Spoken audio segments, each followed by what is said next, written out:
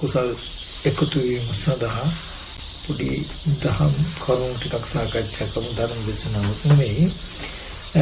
ඕනම කෙනෙකුට ධර්මයේ සම්බන්ධව තියෙන ප්‍රශ්න ගැටලු මොහොත තියෙන අපිට සාකච්ඡා කරලා අහලා දැනගන්න පුළුවන්.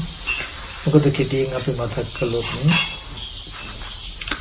ධර්මයේ කියනකොට වෙන මොකුත් 아무තු දෙයක් හිතන්න එපා. නැත්නම් අපිට හිතෙන්න පුළුවන් ධර්මයේ නැත්නම් බණ අහන්නේ මොකටද අපි? ඇයි ධර්ම සාකච්ඡා කරන්නේ කියලා. නමුත් බුදුදහම කියලා කියන්නේ බුදුදහමෙන් පෙන්වන්නේ වෙන කිසිම දෙයක් නෙමෙයි. ජීවිතයකට දුක කරදරයක් නැතුව නිදුකින් ඉන්න සතුටින් ඉන්න කැමති හැම ජීවිතයක්ම හැම කෙනෙක්ම කැමති විය යුතු ධර්මතාවයක් මේ ධර්මය කියන්නේ. මොකද මේ ධර්මයේ දන්න අයත් නොදන්න අයත් මේ හැම කෙනෙක්ම ගත්තාම මේ මිනිස්සු විතරක් නෙමෙයි තිරිසංගත සත්තුන් වේදලා මේ සියලුම සත්තු ප්‍රජාව තාම මේ හැම කෙනෙක්ම හැම මොහොතකම ජීවිතේ ගත කරන්නේ දුකක් නැතුව ඉන්නේ කොහොමද කියන තැනක. දුක අයින් කරන්න සැප සතුට දෙක ළඟා කරගන්න ලබා ගන්න තමයි ඔක්කොම උත්සාහවත් වෙන්නේ.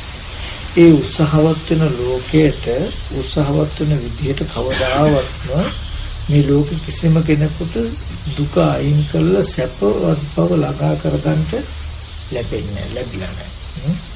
එතකොට මේ ධර්මයේ බුදුරජාණන් වහන්සේ නමක් ලෝකේ පහළ වෙන්නෙම මේ මුළු ලෝකයා උපදින සෑම භවයකම සෑම ජීවිතයකම දුක අයින් කරන්න සැප සතුට ලං කරගන්න උත්සාහවත් වෙනවා. නමුත් කවදාවත් ලෝකෙ කිසිම කෙනෙකුට ඒ ටික ලැබෙන්නේ නැහැ. එතකොට විවරදිව සැප සතුට දෙක ජීවිතයට ලං කරගන්නේ දුක ජීවිතයකින් අයින් කරගන්නේ කොහොමද කියන උපදේශයයි දෙන්නේ බුදුදහම. මේක ආගමක් හැටියටවත් බෞද්ධ හැටියටවත් හිතන්න එපා. දුක් විඳින ජීවිතයක දුක අයින් කරගන්න කැමති හැම කෙනෙක් විසින්ම කැමති විය යුතු සෙවිය යුතු ධර්මතාවයක් මේ බුදුරජාණන් වහන්සේ පෙන්නනවා. ඉතින් අපි මේ ධම් කරුණු කතා කරනවා කියන එකෙන් කරන්නේ මොකද්ද? මේ ගත වෙන ජීවිතයේදීම තියෙන දුක අපි හැම කෙනෙකුටම තම තමන් ඉන්න මට්ටමට මොනවා හරි ප්‍රශ්න ගැටලු තියෙනවා. එතකොට අපේ ජීවිතයකට සැප සතුට ළඟා කරගන්නේ කොහොමද? නිවැරදිව දුක ජීවිතෙන් අයින් කරගන්නේ. මේ ජීවිතයේ සදාතනිකව දුක අයින් කරගන්නේ කොහොමද කියන පැතිකඩ තමයි බුදු දහමෙන් පෙන්නන්නේ. ඒ නිසා මේ ධර්ම සාකච්ඡා කරනවා බණ අහනවා කියනකොට අපු දෙයක් හිතන්න එපා. ජීවිතයෙන් අපිට දුක අයින් කරගන්න නිවැරදි ක්‍රමවේදයක් නැත්තම් ක්‍රමයක් පෙන්වන එක තමයි මේ ධර්මයෙන් කරන්නේ. ඉතින් ඒකට අපි මම මතක් කරලා තියෙනවා. අපි දන්නේ බොහොම ටිකයි එක පැතිකඩක් විතරයි. අපි මේ සත්වයන්ගේ ජීවිතවලට ප්‍රධාන වශයෙන් දුක එන්න ප්‍රධාන කාරණා දෙකක් තියෙනවා. එකක් තමයි ප්‍රත්‍ය පහසුකම. ආහාර පාන නැති වුණොත්, බෙහෙත් නැති වුණොත්, ඉන්දේට ගියක් දොරක් නැති වුණොත්, එතකොට මේ වගේ ප්‍රත්‍ය පහසුකම නැතිවීම නිසා දුක එනවා. එතකොට ඒ මනුස්සයන්ගේ ජීවිතයකට ප්‍රත්‍ය පහසුකම නැතිකම නිසා එන දුකෙන් මුදවන්න දෙමව්පියෝ, ගුරුවරු, අනිත් කල්යාණ මිත්‍රයන්ගේ උපදෙස් ලැබෙනවා. එතකොට දෙමව්පියෝ, ගුරුවරු අය කරන්නේ කෙනෙකුගේ ජීවිතයේ දුකෙන් තියෙන එක පැතිකඩක් වහලා දෙන එක තමයි. හොඳට උගන්වලා මඟ පෙන්නලා. නමුත් අපේ ජීවිතයේට දුකෙන් තවත් පැත්තක් තියෙනවා. ඒ තමයි කෙලෙස් නිසා නැත්තම් අනවබෝධය නිසා දුක අපි ඇති කරගන්නාකම නිසා දුක එන පැත්තක් තියෙනවා. ඒ පැත්ත අපිට පේන්නේ. ඒ පැත්ත කියලා දෙන්න තමයි කියලා දීලා ඒ දුක එන ක්‍රමයේ නතර කරලා දෙන්න තමයි ශ්‍රමණ බ්‍රාහ්මණයෝ ඉන්නේ. විශේෂයෙන් ගත්තාම බුද්ධහමෙන් කෙටියෙන් ගත්තාම පෙන්වන්නේ දුක කියන එක නිකම්ම අහේතුකව හටගත් එකක් නෙමෙයි. දුක කියන එක ඇති වෙන විදිහට තමන්ම කටයුතු කළා තමන්ගේම වැරදි හැසිරීම නිසා තමන්ම දුක් විඳින බවට පත් වෙලා තියෙනවා. නමුත් ඒක තමන්ගේ වැරද්දක් නිසා තමන් දුක් විඳින්නෙක් වෙලා තියෙනවා කියන එක දන්නේ නැතිකම නිසා ලෝකෙට ඒක අයින් කරගන්න බැරි වෙලා කියලා. ඉතින් මෙන්න මේ වගේ ශ්‍රමණ බ්‍රාහ්මණී ලෝකෙ පහළ වෙන්නේ අපේම නොදැනුවත්කම අපේම වැරද්ද නිසා අපි තුල ඇතිවෙන දුක නැතිකරන්න ඒ අපේ නොදැනුවත්කම නැත්තම් අපේ වැරද්ද අපිට පෙන්වලා දීලා ඒ ටික හදලා ඒ නිසා දුක එන කොටස අයින් කරන්න. ඒක බුද්ධහම කියලා කියන්නේ මරණයෙන් පස්සේ ලැබෙන විමුක්තියක් නෙමෙයි. මේ ගත වෙන ජීවිතයේදීම සියලුම දුක නිදහස් වෙන්න මඟ පෙන්වන ධර්මතාවයක් කියන එක කෙටියෙන් හඳුන්වලා දෙනවා. ඉතින් අපිට පුළුවන් කැමති කෙනෙකුට ඕන ප්‍රශ්නයක් තිබුණොත් අහන්න.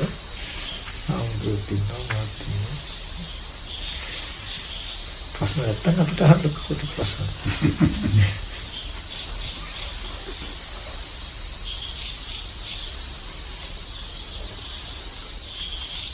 කිනොත් ප්‍රශ්න නැද්ද? කොච්චර හොඳද?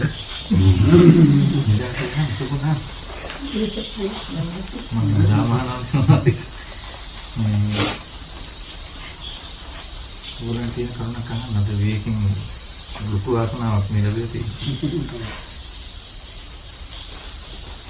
අපිට ගත්තාම නෝ කියනකොට නැත්නම් ප්‍රශ්න ඒ කියන්නේ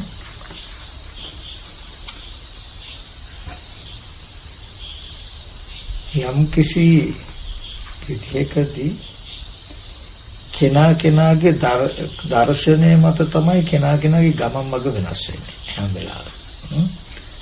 එතකොට මේ ලෝකේ හැම කෙනෙක්ම කැමති මොකේද? නිදුක් බවට, දුක නැතුව ඉන්න. එතකොට ලෝකේ යම් කිසි කෙනෙක් දැක්කහම මෙන්න මේ විදිහටයි දුක නැති වෙන්නේ කියලා දුක නැති වෙන විදිහට හැම කෙනෙක්ම කටයුතු කරනවා. එතකොට මේ ලෝකයේ දුක නැති වෙන ක්‍රමයක් දකිනවා.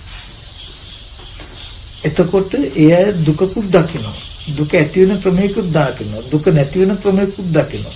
ඒ නිසා දුක් නැති කරන ප්‍රතිපදාවක ලෝකයක් හැසිරෙනවා. එතකොට බුදුරජාණන් වහන්සේ ලෝකෙට පහළ වෙලා පෙන්නවා ওই ක්‍රමේ වැරදි කියලා. මම කෙටියෙන් ගත්තොත් දැන් අපි දන්නවා අපි ලෙඩ වුණොත් මහලු වුණොත් මරණයටපත් වෙනවා නම් ප්‍රියංගෙන් වෙන වෙනවා නම් අප්‍රියං ආයෙත් වෙනවා නම් එක්වීමක් වෙනවා නම් මේව දුකයි කියලා දන්නවා. දුකට හේතුව මොකද්ද කියලා අහුවා. අපි කියන්න මොකක්ද? ලෙඩ වෙච්ච එක තමයි ලෙඩ වීමේ දුකට හේතුව. මරණයට හේතුව මොකද්ද? මරණ දුකට හේතුව මැරිච්ච එක. මරණ එක. ප්‍රිය අයගෙන් ප්‍රිය වස්තුන්ගෙන් වෙන් වෙච්ච එක තමයි ප්‍රිය දුක්ඛයට හේතුව. ඒතර දුක්ඛ නිරෝධයකුත් දකිනවා කොහොමද?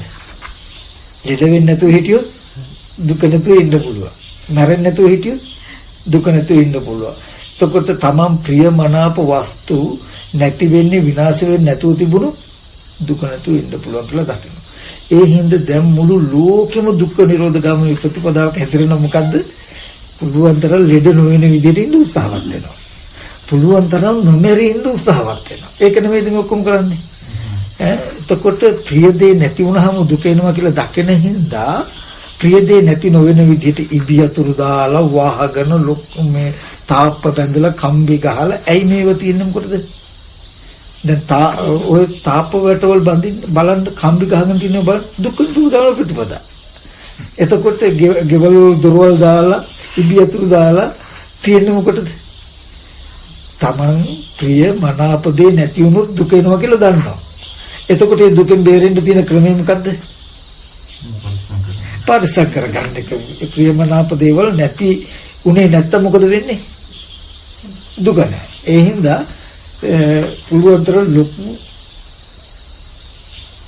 කොණ්ඩිපට්ටම යකඩපට්ටියක් හයිය තරමට ආරක්ෂාව දුක්ඛ නිරෝධය තදයි. ඉතින් ඒක තාප්පි උස තරමට බය නැතුව ඉන්න පුළුවන් කියන දේ. ඉතින් දැන් මුළු ලෝකෙම කරන්නේ මොකද්ද? දුක නැතුව ඉන්න කියලා. ගෙවල් ඊගාවට ඒ විතරක් නෙමෙයි. ගෙවල් දුරවල් යාන වාහන ඉඩකඩ මිල මුදල් මේව නැති වුණොත් මොකද වෙන්නේ? ඒ දුක එනවා. ඒ හින්දා ගෙවල් දුරවල් යාන වාහන ඉඩකඩ මිල මුදල් තිබුණොත් මොකද වෙන්නේ? දුක නැති වෙන්න පුළුවන්. ඒ හින්දා ගෙවල් දුරවල් යාන වාහන මිල මුදල් පුළුවන් තරම් ගන්න මොකද දුක නැතුව ඉන්න. ඒකම ලෙඩ නොවන විදිහට, මහලු නොවන විදිහට, මරණයටපත් නොවන විදිහට, ප්‍රිය වස්තු නැති නොවන විදිහට කටයුතු කරනවා. එතකොට දැන් මේ මෙච්චර මේ ලෝකය කඩාගෙන අනිත් අය දිහා බලන්නෙත් නැතුව තාප්ප බැදගෙන මේ කරගෙන ඇයි මේ යන්නේ බලන්න දුක්ඛ නිරෝධයට එච්චරට කැමති ලෝකයා. නමුත් දර්ශනය වැරදි.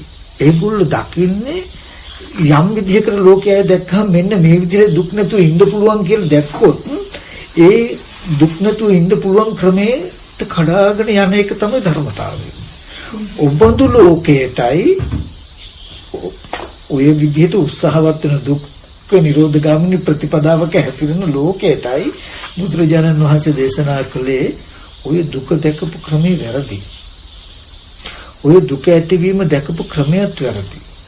ඔය දුක නැතුව ඉන්න පුළුවන් කියලා දැකපු ක්‍රමයක් වැරදි. ඔහොම හිටියට දුක නැති වෙන ඔය ප්‍රතිපදාවත් වැරදි. ඔය දුක් නැති වෙන විදිහට තාප්ප බැඳගෙන ගෙවල් දොරවල් ඉබ්බියතු දාලා පරිසම් කරලා දුක් නැතුව ඉන්න එක කරන්න බෑ.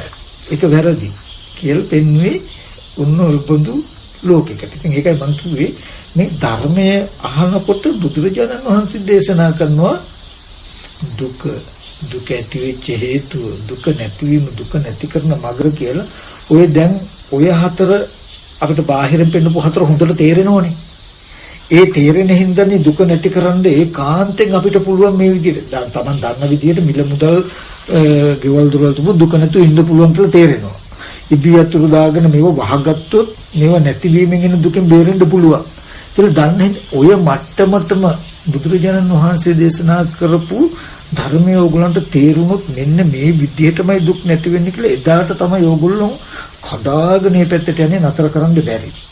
හොඳට මතක තියාගන්න අද ඕගොල්ලෝ කවුරුවත්ම තල්ලු කරන්න ඕනේ නෑනේ. gedara ඉබ්බියතුරු දාලා gedara වහල යන්න, වත් වැට ගහන්න කවුරුවත් නෙව කරන්නේ. තමන් උත්සාහයම කරනවානේ. ඇයි ඒ කරන්නේ? ඒ ක්‍රමයේ තමයි අද දන්නේ දුක නැතුව ඉන්න සුරක්ෂිත ක්‍රමය කියලා දකින්නේ. එහෙම දැක්කහම නොකර ඉන්නවද?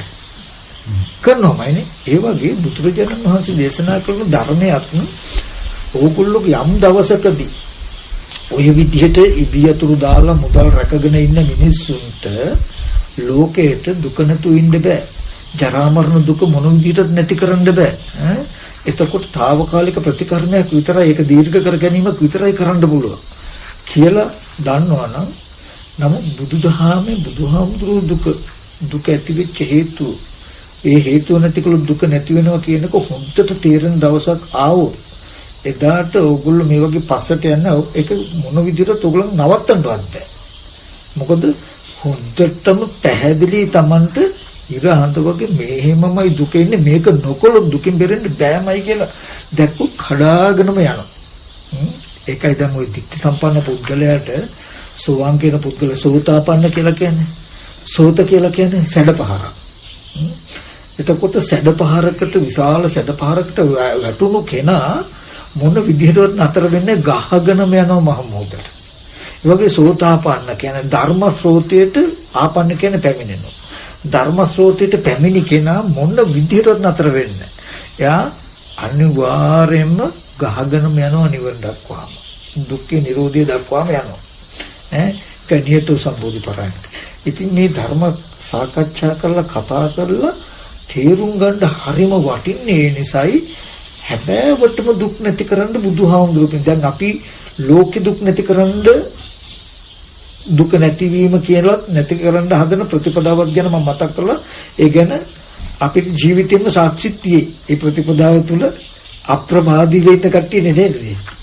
ලෝකෙ තුල තියෙන ප්‍රතිපදාව තුළ අප්‍රමාදී වෙන්න කට්ටිය නිසා දැන් අපි දන්නවා ඒක මෙච්චර පොඩි කාලේ ඉඳන් මේ දුක්ඛ නිරෝධ ගාමිනී ප්‍රතිපදාවේ හැසිරුණා. නමුත් දුක ගෙවුන්නේ නැහැ. ඉබියතුරු දාලා රැකගත්තට ඒක රකින්න කෙනාගේ පැත්ත දුර්වල වෙලා හෝ අපිට දුක එනවා. ඒ හින්දා ඒක හරියන්නේ නැහැ කියලා තේරෙනවා. දැන් අපි උත්සාහවත් වෙන්න ඕනේ. එහෙනම් බුදුරජාණන් වහන්සේ දේශනා කළේ මොකද්ද කියන කාරණාව. ඒක පැහැදිලි කර ගැනීමයි වටින්නේ. හොඳට පැහැදිලි වුණොත් ඉස්සරහෙන් ඉඳලා බණ භාවනා කරන් නිවන් දකින්න දෙන්න උත්සාහවත් වෙන්න කියලා අදින්න ඕනේ නැහැ. පිටිපස්සෙන් තල්ලු කරන්න ඕනේ නැහැ. එයාම තමයි යන්නේ. මොකද වෙන ජීවිතයකට පිටත් පිළිසරක් නැහැ කියලා දන්නවා. මේ ටික තීරුම් කරගන්න. මේ සමහදේ.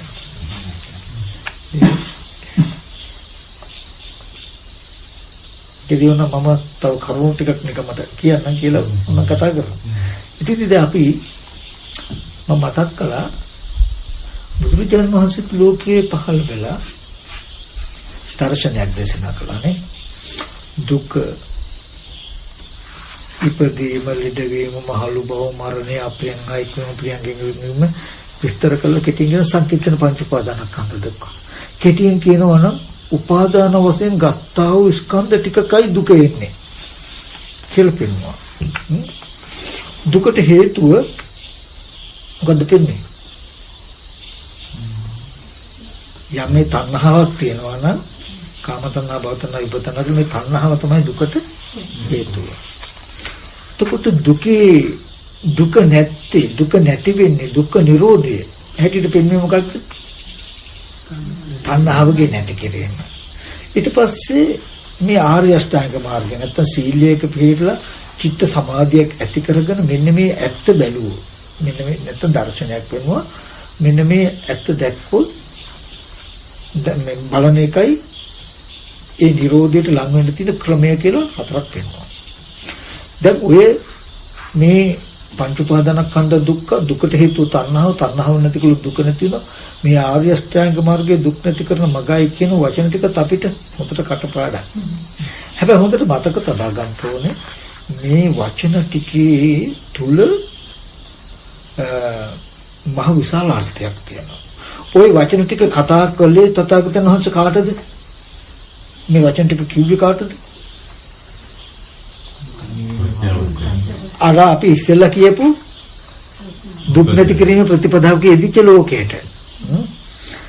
එතකොට දරුවා මරුණ එක දුකට හේතුව දරුවා මරුණ එක. දරුවා නොමරුණා නම් දුක නැතුව ඉන්න පුළුවන්. ඒ හින්දා පුළුවන් තරම් බෙහෙත් දීලා මේ දරුවෝ රැකගන්න ආරක්ෂා කළොත් දුක නැතුව ඉන්න පුළුවන්. මේක තමයි ඒකට තියෙන ප්‍රතිපදාව කියලා දකින්න ලෝකයක් තුල.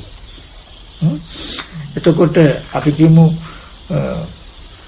රන්රිදී මුතුමැණික් මේව නැති වුණොත් දුකට හේතුව මේවා හොරු ගත්තෝ මියෝ කෑවතෝ වේ කෑවතෝ නැති වෙච්ච එක තමයි දුකට හේතුව. එතකොට මේව නැති උනේ නැත්තම් වේයෝ කෑවේ නැත්තම් මියෝ කෑවේ නැත්තම් දුක නැති වෙයි කියලා දකින හින්දායි අපි සල්ලි මේ මිරිස් මුට්ටි වලයි හාල් මෙට්ටි වලයි පොළොව යටයි ලාච්චු වල තැන් තැන් වල දදා ආරක්ෂා කරන්නේ මොකද? දුක නැති වෙන ප්‍රතිපදාව. ඔන්න ඔය වගේ ප්‍රතිපදාව පුරන ලෝකයට බුදුරජාණන් වහන්සේ මේ දුකට හේතු තණ්හාව නැති වුණු දුක මේ ආර්ය අෂ්ටාංග මාර්ගය කියනකොට ඔය වචන හතර අපිට අයිති නැහැ. මේ ලෝකයට අයිති නැහැ. ඒ ටික දැකීමෙන්ම දර්ශනය සම්පූර්ණ වෙනස් වෙනවා. ආර්ය දර්ශනයක් වෙනවා. මුකට මතක තබා ගන්න අද අපිට කටපාඩමට දුකට හේතුව තණ්හාව නැතිකලු දුක නැති වෙනවා කියලා අපි මේ වචන ටිකක් කතා කළාට ඔය වචනේ කොච්චර බලවත්ද වෙනස්ද කියනවනම් අර ලෝකයා දකින සම්පූර්ණ දර්ශනය මෙයා වයින් කරනවා ඒකේ. එතකොට මෙන්න මේ වගේ මේ වචන හතර ඇතුලේ අතිශය ගැඹුරු දැක්මකට අවබෝධයකට ඒ ජීවිතය අරගෙන යනවා. කොහොමද අපි අතිශය ගැඹුරු ධර්මතාවය අපේ ජීවිතේ සාමාන්‍ය හරි තේරුම් ගන්නේ? දැන් ස්වාමීන් වහන්සේ අපි මොකද විදියට ආරක්ෂා කරගෙන ගියාට අනික් අයට ප්‍රේමකට අපි සතුටින් ඉන්නවා කියලා අත්‍තරම අපි ඉන්නේ ඒ දේවල් කිරේ හරිම මේ ප්‍රතිගැන්වීම. මේ දේ නැති වෙයි, මේ දේ අපිට අහිමි වෙයි කියලා. ඇත්තටම ලෝකයක් තුනට ලෝකෙ මිනිස්සු ළඟ ගාවට අත්වාසින් මේ පුත්‍රයා ඉන්නේ සතුටින් නෙවෙයි. ඒ පුද්ගලයා ඇහුවෙනවා එහෙමනම් මම මෙච්චර දේවල් රැස් කරලා මේ දේවල් තියාගන්න හැදුවට මොකද මට රැට නින්ද යන්නේ නැහැ. මට මේ දේවල් ගැන හැම වෙලාවෙම ප්‍රශ්නයක් තියෙනවා. එතන තියෙන ප්‍රශ්නේ අතන තණ්හාව කියලා අස්තම හිතුවොත් ඒ වගේ පුද්ගලයෙකුට හිතෙන්න පුළුවන්. හරි. දැන් ওই තණ්හාව දුකට හේතුව කියන වචනේ අයිති ගැඹුරු අර්ථයක් එක්ක ආර්ය දර්ශනයකට. ලෝකේ කෙනාට පුතේ එක පැත්තක දෙයකින් දුකක් දැක්ක කියලා දුකට හේතුව තණ්හාව කියන දර්ශනයකට එන්නේ නැහැ. උදාහරණයක් හැටියට ගන්න ඔයාට ලොකු වතුර පිපාසයක් හැදෙනවා.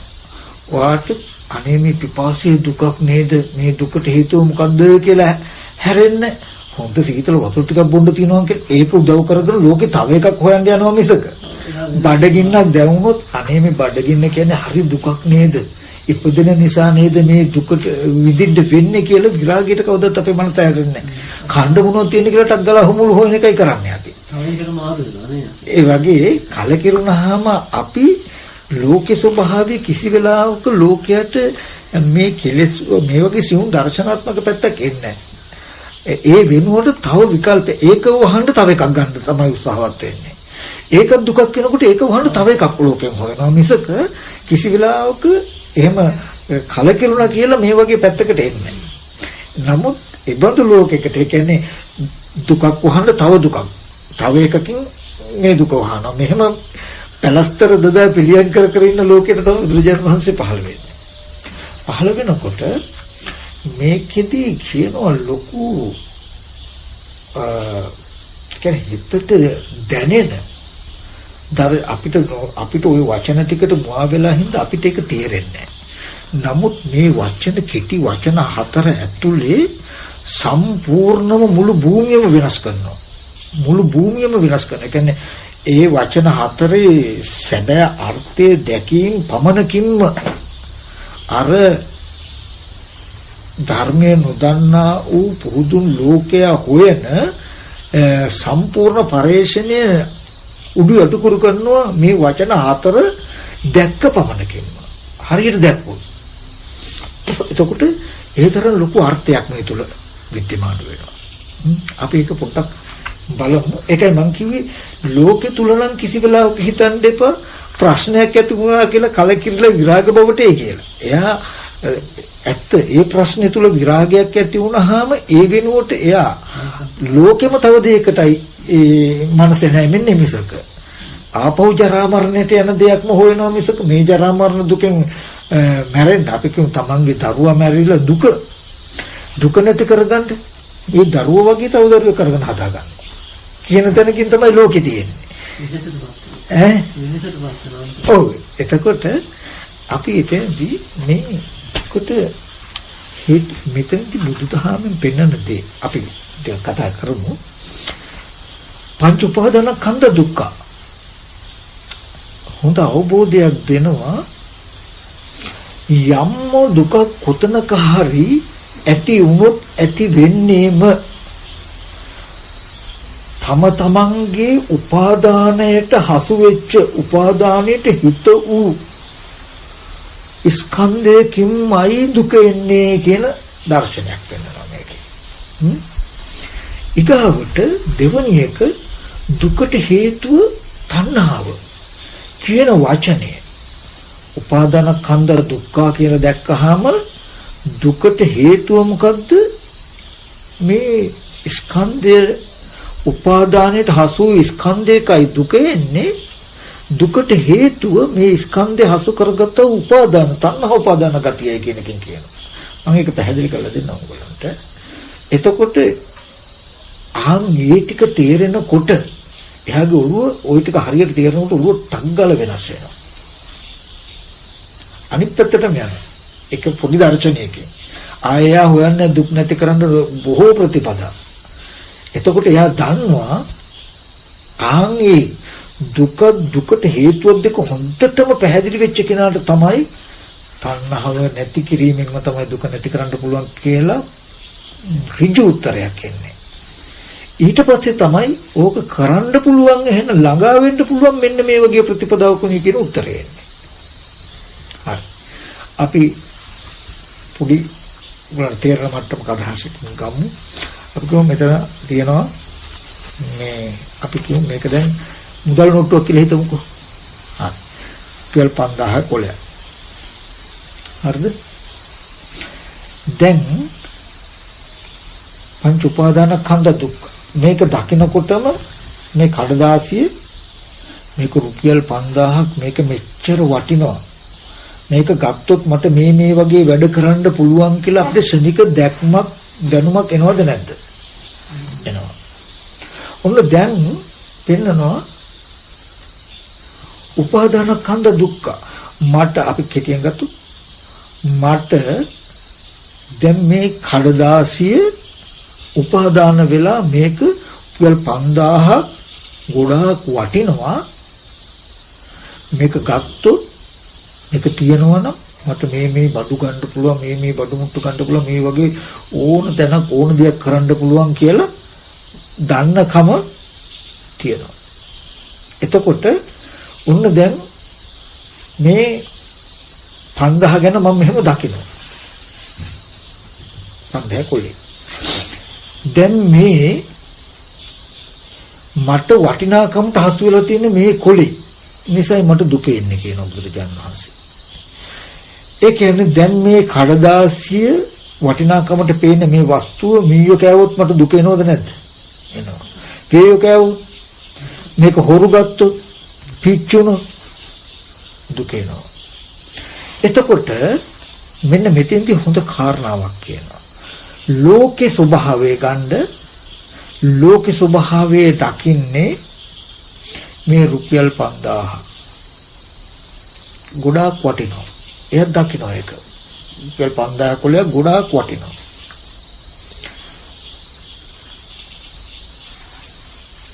මේක වේයෝ කෑවොත් මීයෝ කෑවොත් හොරුගත්තු දුක එනවා. එයා දකින්න. දුකට හේතුව දකින්නේ මොකද්ද? වේයෝ කෑවොත් මීයෝ කෑවෝ කාපු එක. වේයෝ කාපු එක මීයෝ කාපු එක හොරුගත් එක තමයි දුකට හේතුව. එහෙම වුණොත් තමයි දුක එන්නේ. ඒ හින්දායි වේයෝ කන්න නැති වෙන්නේ මීයෝ කන්න නැති වෙන්නේ හොරු ගන්න බැරි වෙන්නේ රකින්නේ දුක්ඛ නිරෝධය දකින්න නිසායි. ඒකට ඉබ්බියතුරු ගේන්නේ ඒකේ ප්‍රතිපදාව දකින්න නිසායි. එබඳු ලෝකයට බුදුරජාණන් වහන්සේ දේශනා කළ දුකට හේතුව තණ්හාව කියන වචනේ. ඒකෙන් මෙන්න මේ අදහස දකින්න. බුදුරජාණන් වහන්සේ දේශනා කරනවා මේ කුලේ නැති වුණාම ඔන්න මේ අදහස හොඳට හිතට ගන්න. මේ කඩදාසිය වේයෝ කෑවොත් මීයෝ කෑවොත් හොරු ගත්තොත් කිනි ගත්තොත් ඔබට දුක එන්නේ ඔය කඩදාසිය වටිනා එකක් කියන දැනුම Tamanට ආපු එක නිසායි කියලා පෙන්නන්නේ.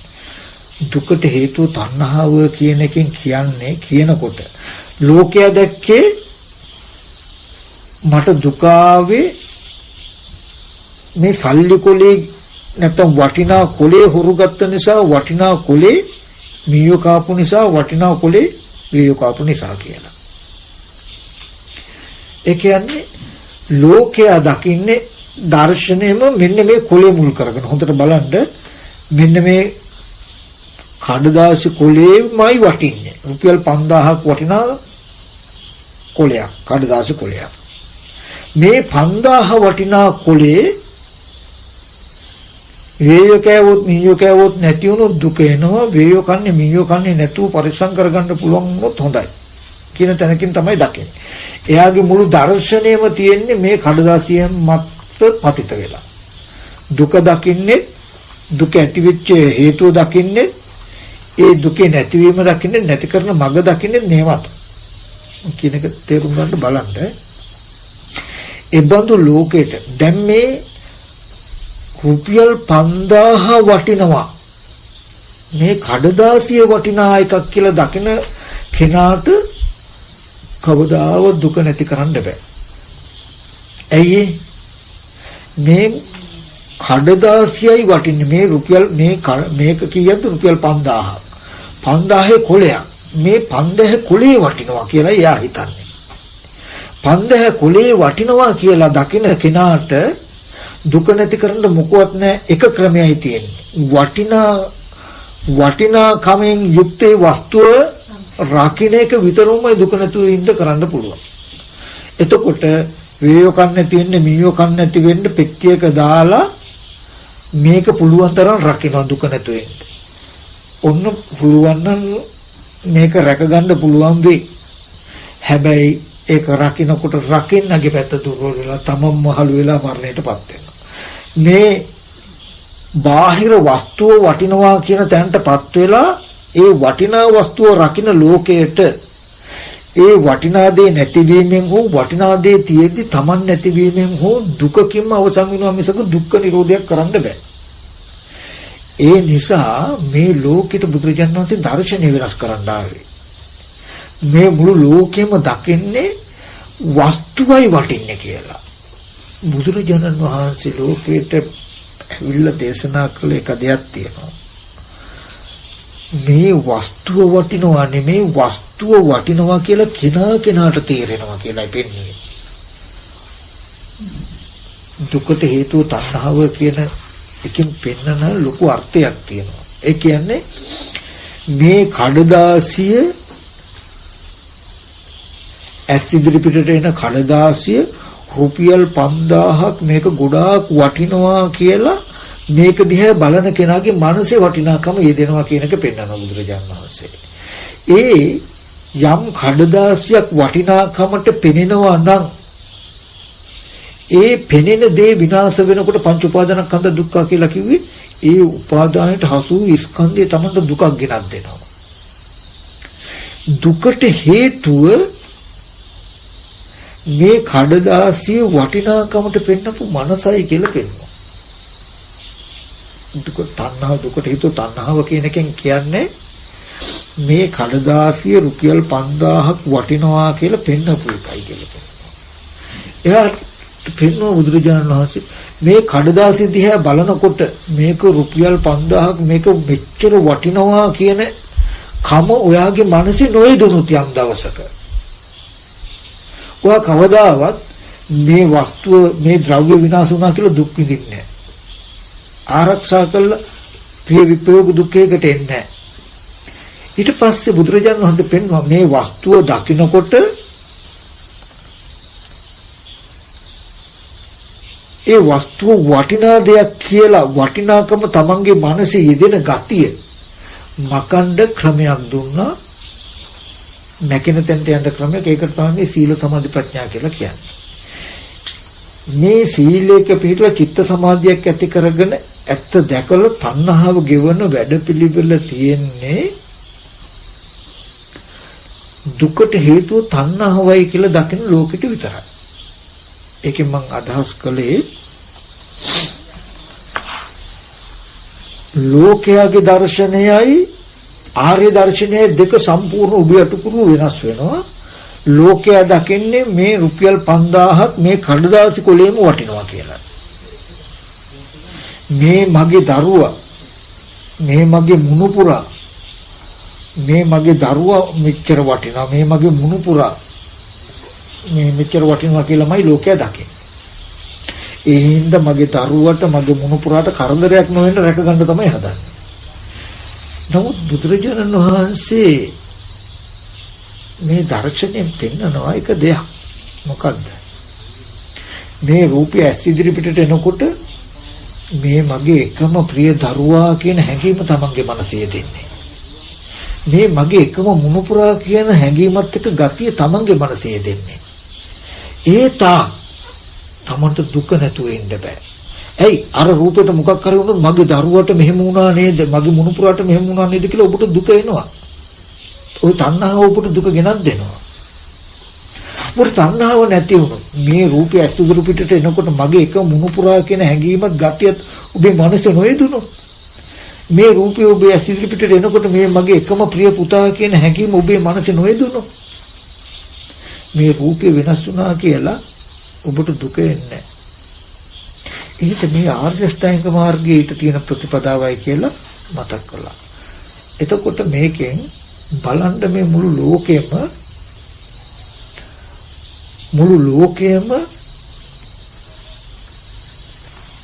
දුකට හේතුව දකින්නේ භෞතික වස්තුවක පැවැත්ම හෝ නොපැවැත්ම. තේරෙනවද කියන එක? මේ මුදල් නෝට්ටුව නැති වෙච්ච එක මගේ දරුවා නැති වෙච්ච එක, මුණුපුරා නැති වෙච්ච එක තමයි දුකට හේතුව.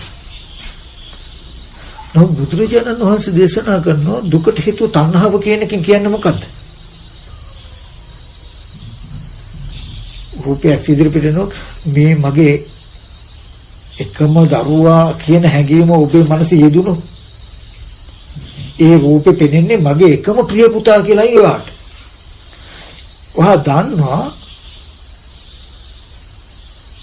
මේ වස්තුව දකිනකොට තණ්හාව මගේ මනසේ යෙදෙනවා නම් මගේ එකම ප්‍රිය පුතා කියන හැඟීම මන් තුළ යෙදෙන තාක් මට දුක නැතුව ඉන්න බෑ.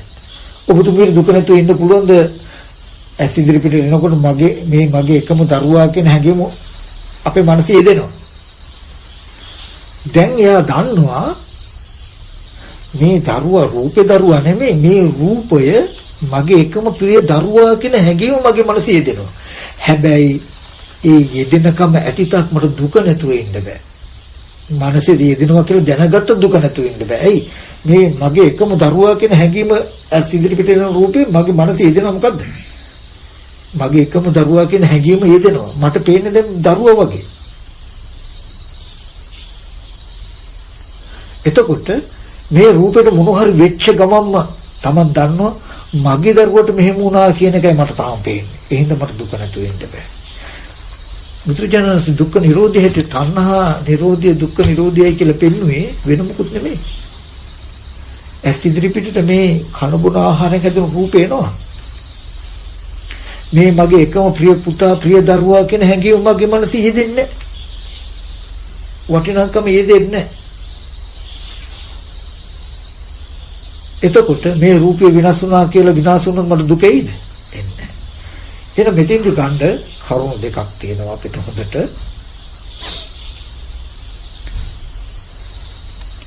ධර්මයේ නොදන්නා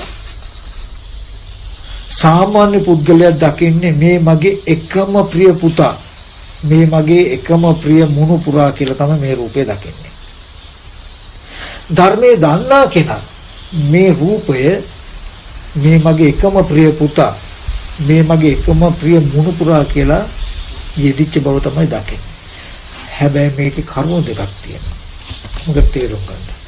ධර්මයේ නොදන්නා කෙනා මේ රූපය මේ මගේ ප්‍රිය පුතා, මේ මගේ ප්‍රිය මුණුපුරා කියන එක හැදුනේ කොහොමද කියලා දන්නේ. මේ රූපයම ප්‍රිය පුතාමයි, මේ රූපයම ප්‍රිය මුණුපුරාමයි කියලායි දකින්නේ. ඒ හින්දා ඒ ප්‍රිය දරුවා නැතිවීමෙන් හෝ ප්‍රිය දරුවා ඉඳීමෙන් Taman නැතිවීමෙන් හෝ දුක් විඳින්න වෙන දවසක් එනවාම. ඒක බුදුරජාණන් වහන්සේ දේශනා කරන මහණෙනි මේ ලෝකේ දුක නැතුව ඉන්න බෑ. පුතාට මව අහිමි වෙන, මවට පුතා අහිමි වෙන දවසක් එනවාමයි. මේ පුතාට මව අහිමි වෙන, මවට පුතා අහිමි වෙන දවසක් එනවාමයි. නොයතියෙන්නේ. ඊගොට ආර්ය දර්ශනයේදී එයත් දැක්කේ මේ මගේ එකම ප්‍රිය පුතා, මගේ එකම ප්‍රිය දරුවා මේ කියන දැක්මක් මට තියෙනවා. හැබැයි එයා දන්නවා මේ මගේ එකම ප්‍රිය පුතා, මගේ එකම ප්‍රිය දරුවා කියලා මට දැක්මක් තියෙනවා මේ රූපේ ගැන. රූපේ ප්‍රිය පුතාමයි, රූපේ ප්‍රිය මුණුපුරාමයි නෙමෙයි. රූපේ ප්‍රිය පුතාමයි, රූපේ ප්‍රිය මුණුපුරාමයි කියන ගතිය මගේ මනසේ ඇති වෙලා. හැබැයි දන්නවා ඒ මටද සුවයෙන් ඉන්න බෑ. සුවපත් වෙන්න බෑ. ඇයි? මට මේ රූපේ පේන්නේ කොහොමද? මගේ දරුවා, මගේ මුණුපුරා කියලා. මේ රූපේ දකින ගානේ මේ මගේ දරුවා, මේ මගේ මුණුපුරා කියන ගතිය මගේ මනසේ යෙදෙන තා මේ රූපෙට මොන හරි වුණාම මොකද වෙන්නේ? මගේ දරුවට වුණා කියන තැනකින් දුක එනවාමයි.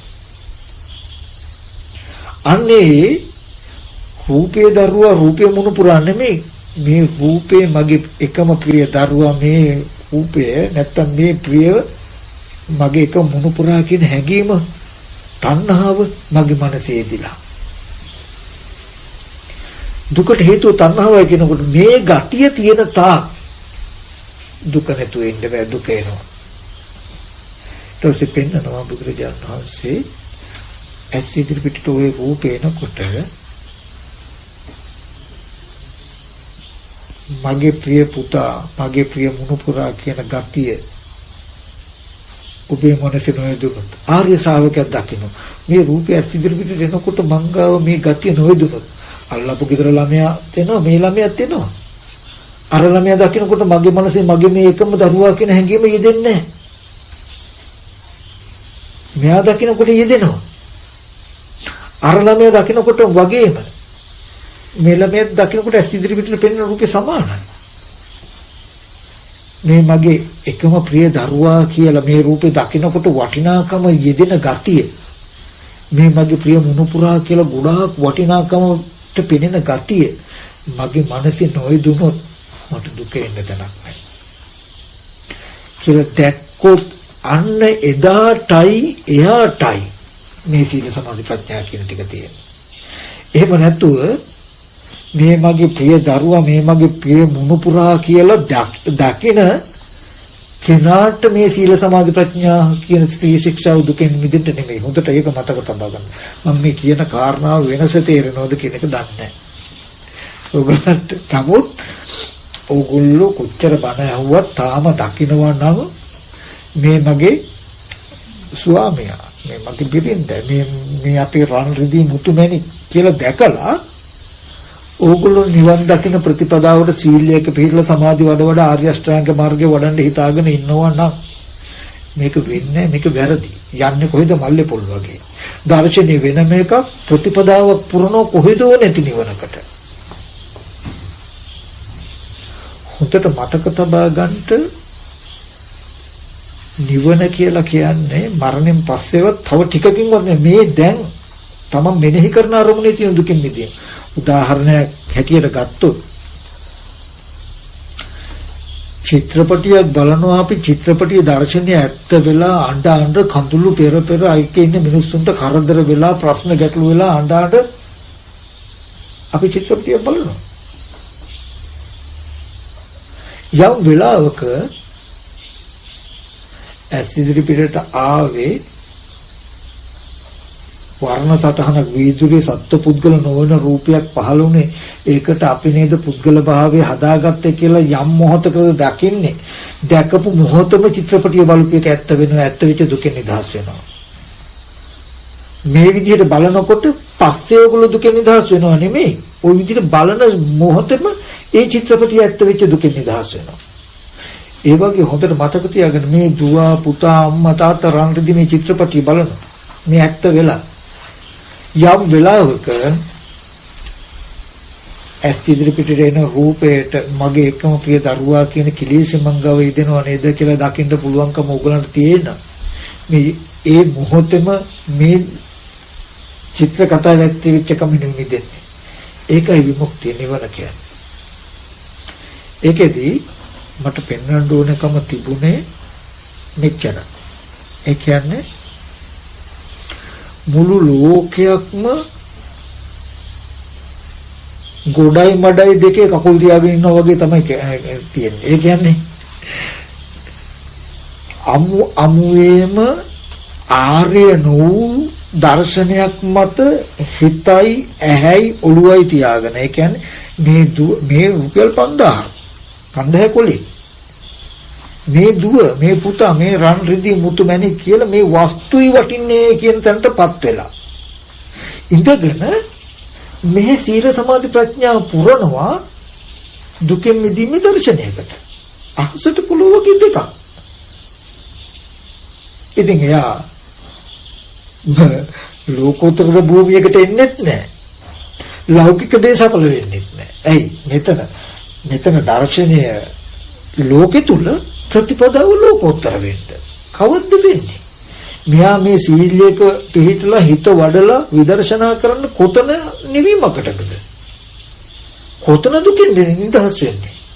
ওই බණ භාවනා කරන්න කොයි දුකින් නිදහස් වෙන්නද? අපි ඇහුවෝ. මරණයෙන් පස්සේ තමයි කියන්නේ. නෑ දැන් එකක් පෙන්වන්නේ මේ මම මේ කතා කරන ටිකේ ගොඩාක් වටිනා දර්ශනයක් මම මේ කියන්නේ. දර්ශනික ඒ කියන්නේ නිකන් නෙමෙයි දුකට හේතුව තණ්හාව නැතිකොලොත් දුක නැති වෙනවා කියන ඒ දැක්ම කොච්චර තියුණුද තිවුරද කියලා කියන්නේ. එපමණකින්ම පුතජන භූමිය එක සාමාන්‍ය ලෝකයේ දර්ශනයෙන් ඒ ඇහැ වෙනස් වෙනවම. ඒ කියන්නේ මේ වටිනා ඩොලර් කොළ මුදල් කොළමයි මේ දුව මේ මුණුපුරා මේ රත්තරන් රිදී මුතුමැණික් කියන තැනක සාමාන්‍ය ලෝකයාගේ විදිහටම දර්ශනෙ තියෙයි. එබඳු කෙනා සීල සමාධි ප්‍රඥා කියන ත්‍රිශික්ෂා පිරුවා කියලා කවදාවත් දුක නැති වෙන්නේ නැහැ. එයා දුක කියන එක දන්නේ නැතු වෙලා තාම. මම මේ කතා කරන්නේ එබඳු කෙනාට නෙවෙයි. එබඳු කෙනාගේ සුවිශේෂී ගතියක් තියෙන කෙනාට. ඒ කියන්නේ ආර්ය දර්ශනේ තියෙන කෙනාත් මේ කුලිය රුපියල් 5000ක්ම තමයි. අරයා ධර්මයේ නැති කෙනා මේ කුලිය දැක්ක රුපියල් 5000ක් කියලා. ආර්ය ධර්මයේ දන්න කෙනාත් මේක දකින්න කොහොමද? රුපියල් 5000ක්. ධර්මයේ නැති කෙනා දකින්නේ මේ මගේ එකම ප්‍රිය දරුවා.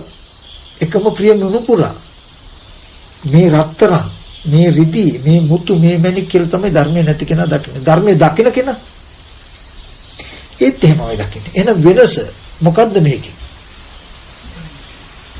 මේක රත්තරන් උනේ රත්තරන් නිසා ඒ භෞතිකයේ වටිනා නිසායි රත්තරන් කියන්නේ. මේ කඩදාසියම රුපියල් 5000යි කඩදාසියම වටිනවා. මේ දරුවමයි මේ මුණුපුරාමයි කියන දැක්ම තමයි සාමාන්‍ය ලෝකයේ තියෙන්නේ. ධර්මයේ දන්න කෙනා නැත්නම් බුදුරජාණන් වහන්සේ උගන්වනවා. තවමකට පැත්තකටත් තියෙයි. එයා මේකට 5000 වටිනවා කියලා කියනවා. ඒ කියන්නේ කුමක් නිසාද? මට පේන නිසා. එයා කියනවා මේක 5000ක් වටිනවා කියලා මට තේරෙනවා. මේ මගේ එකම ප්‍රිය පුතා මේ මගේ එකම ප්‍රිය මුණුපුරා කියලා මට පේනවා මට තේරෙනවා. මේ මෙතන රත්තරන් ඩොලර් මිලියන ගණනක් වටිනවා කියලා මට පේනවා. හැබැයි දන්නවා යා මේ පෙනීම දැන් දන්නවා ඇති තාක් මේ රත්තරන් ගොඩ ඩොලර් බිලියන ගණනක් වටිනවා කියලා මට පේනවා. වටිනාකමක් දැනෙනවා. ඔය පෙනෙන ඔය වටිනාකම ඇති තාක් මට දුක නැතුව ඉන්න බෑ කියලා දන්නවා. දුකට හේතුව මේ වස්තුව වටිනාකමට පෙන්වන මගේ මනස. එයා කවදාවත් දුක නැතුව ඉන්න මේ වස්තුව රකින්නේ නැහැ. එයා දකින්න මේ වස්තුව වටිනාකමට පෙන්නපු කෙලෙසි අයින් කළොත් මිසක දුක නැතුව ඉන්න පුළුවන්. මෙතන තියෙන වෙනස. මේ දර්ශනේ දකින්න නැති කෙනා දුක නැතුව ඉන්න මොකද කරන්නේ? වටිනාකමට පෙන්න වස්තුව රකිනවා. මේ මුදල රුපියල් 5000ක් වටිනවා කියලා දකින්න කෙනා දුක නැතුව ඉන්න මොකද කරන්නේ? මේ 5000 වස්තුව රකිනවා. ආර්ය දර්ශනයේදී වෙන්නේ මේ කොලේ රුපියල් 5000ක් වටිනවා කියලා මට පෙනෙනවා. දුක නැතුව ඉන්න නම් මොකද කරන්න ඕනේ? මේ කොලේ දකින්නකොට මේක රුපියල් 5000ක් වටිනවා කියලා මේ කොලේ වටිනාකමට පෙන්නන මනස තියෙන මේ ගතිය ගෙවන්න වෙනවා. උපාදානය කියන එක. ඒකනේ උපාදාන කන්ද දුක්ඛ. මගේ උපාදානට හසු ස්කන්ධයන්ගෙන් දුක එන්නේ මට. මේ ස්කන්ධය නැති වුණොත්, කැඩුණොත්, බිඳුණොත් දුක එනවා. දුකට හේතුව මොකද්ද? මේ වස්තුව වටිනාකමට දැකපු උපාදානය, කාම උපාදානය. එතකොට මෙයා දන්නවා මේ වස්තුව වටිනාකමට පෙන්වන කෙලෙසිය තියෙන තාක් තමන්ට සුවපත් භාවයෙන් ඉන්න පුළුවන්ද? බෑ. කෙලෙසිය නැතිකොළොත් දුක නැතුව ඉන්න පුළුවන් කියලා දකින්න මෙයා මේ කඩදාසිය හංග අරන් තියලා දුක නැති කරන්න ප්‍රතිපදාවකට නැතුව කරන්නේ මොකද්ද? මේක දකින්නකොට වටිනාකම මනසේ නොයදෙන තැනකට ගන්න ශීඝ්‍රයෙන් උසාවක් වෙනවා. මේ මගේ එකම දරුවා කියන හැඟීම මේ රූපේ දකින ගානේ මගේ මනසේ ඉදෙනවා.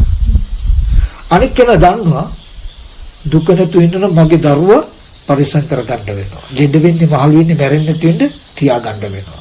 කියන තැනකින් යා උත්සාහවත් වෙනවා. මෙයා දකින්නේ මොකද්ද? දුක නැතු ඉන්න නම් මේ මගේ එකම දරුවා මට ඉන්න එකම වස්තුව කියන ගතිය මගේ මනසේ ඉදෙනවා. මේ ගතිය ගෙවා ගත්තේ නැත්තම් මට කවදාවත් දුක නැතුව ඉන්න බෑ. මේ වස්තුව කැඩෙන බිඳෙන විනාශ වෙන ගානේ. ඇයි මට පේන්නේ කොහොමද? මගේ දරුවට මෙහෙම වුණා, මගේ දරුවා ලෙඩ වුණා, මගේ දරුවට අසාධාරණයක් වුණා, මරුණා කියන දේ පේන්නේ.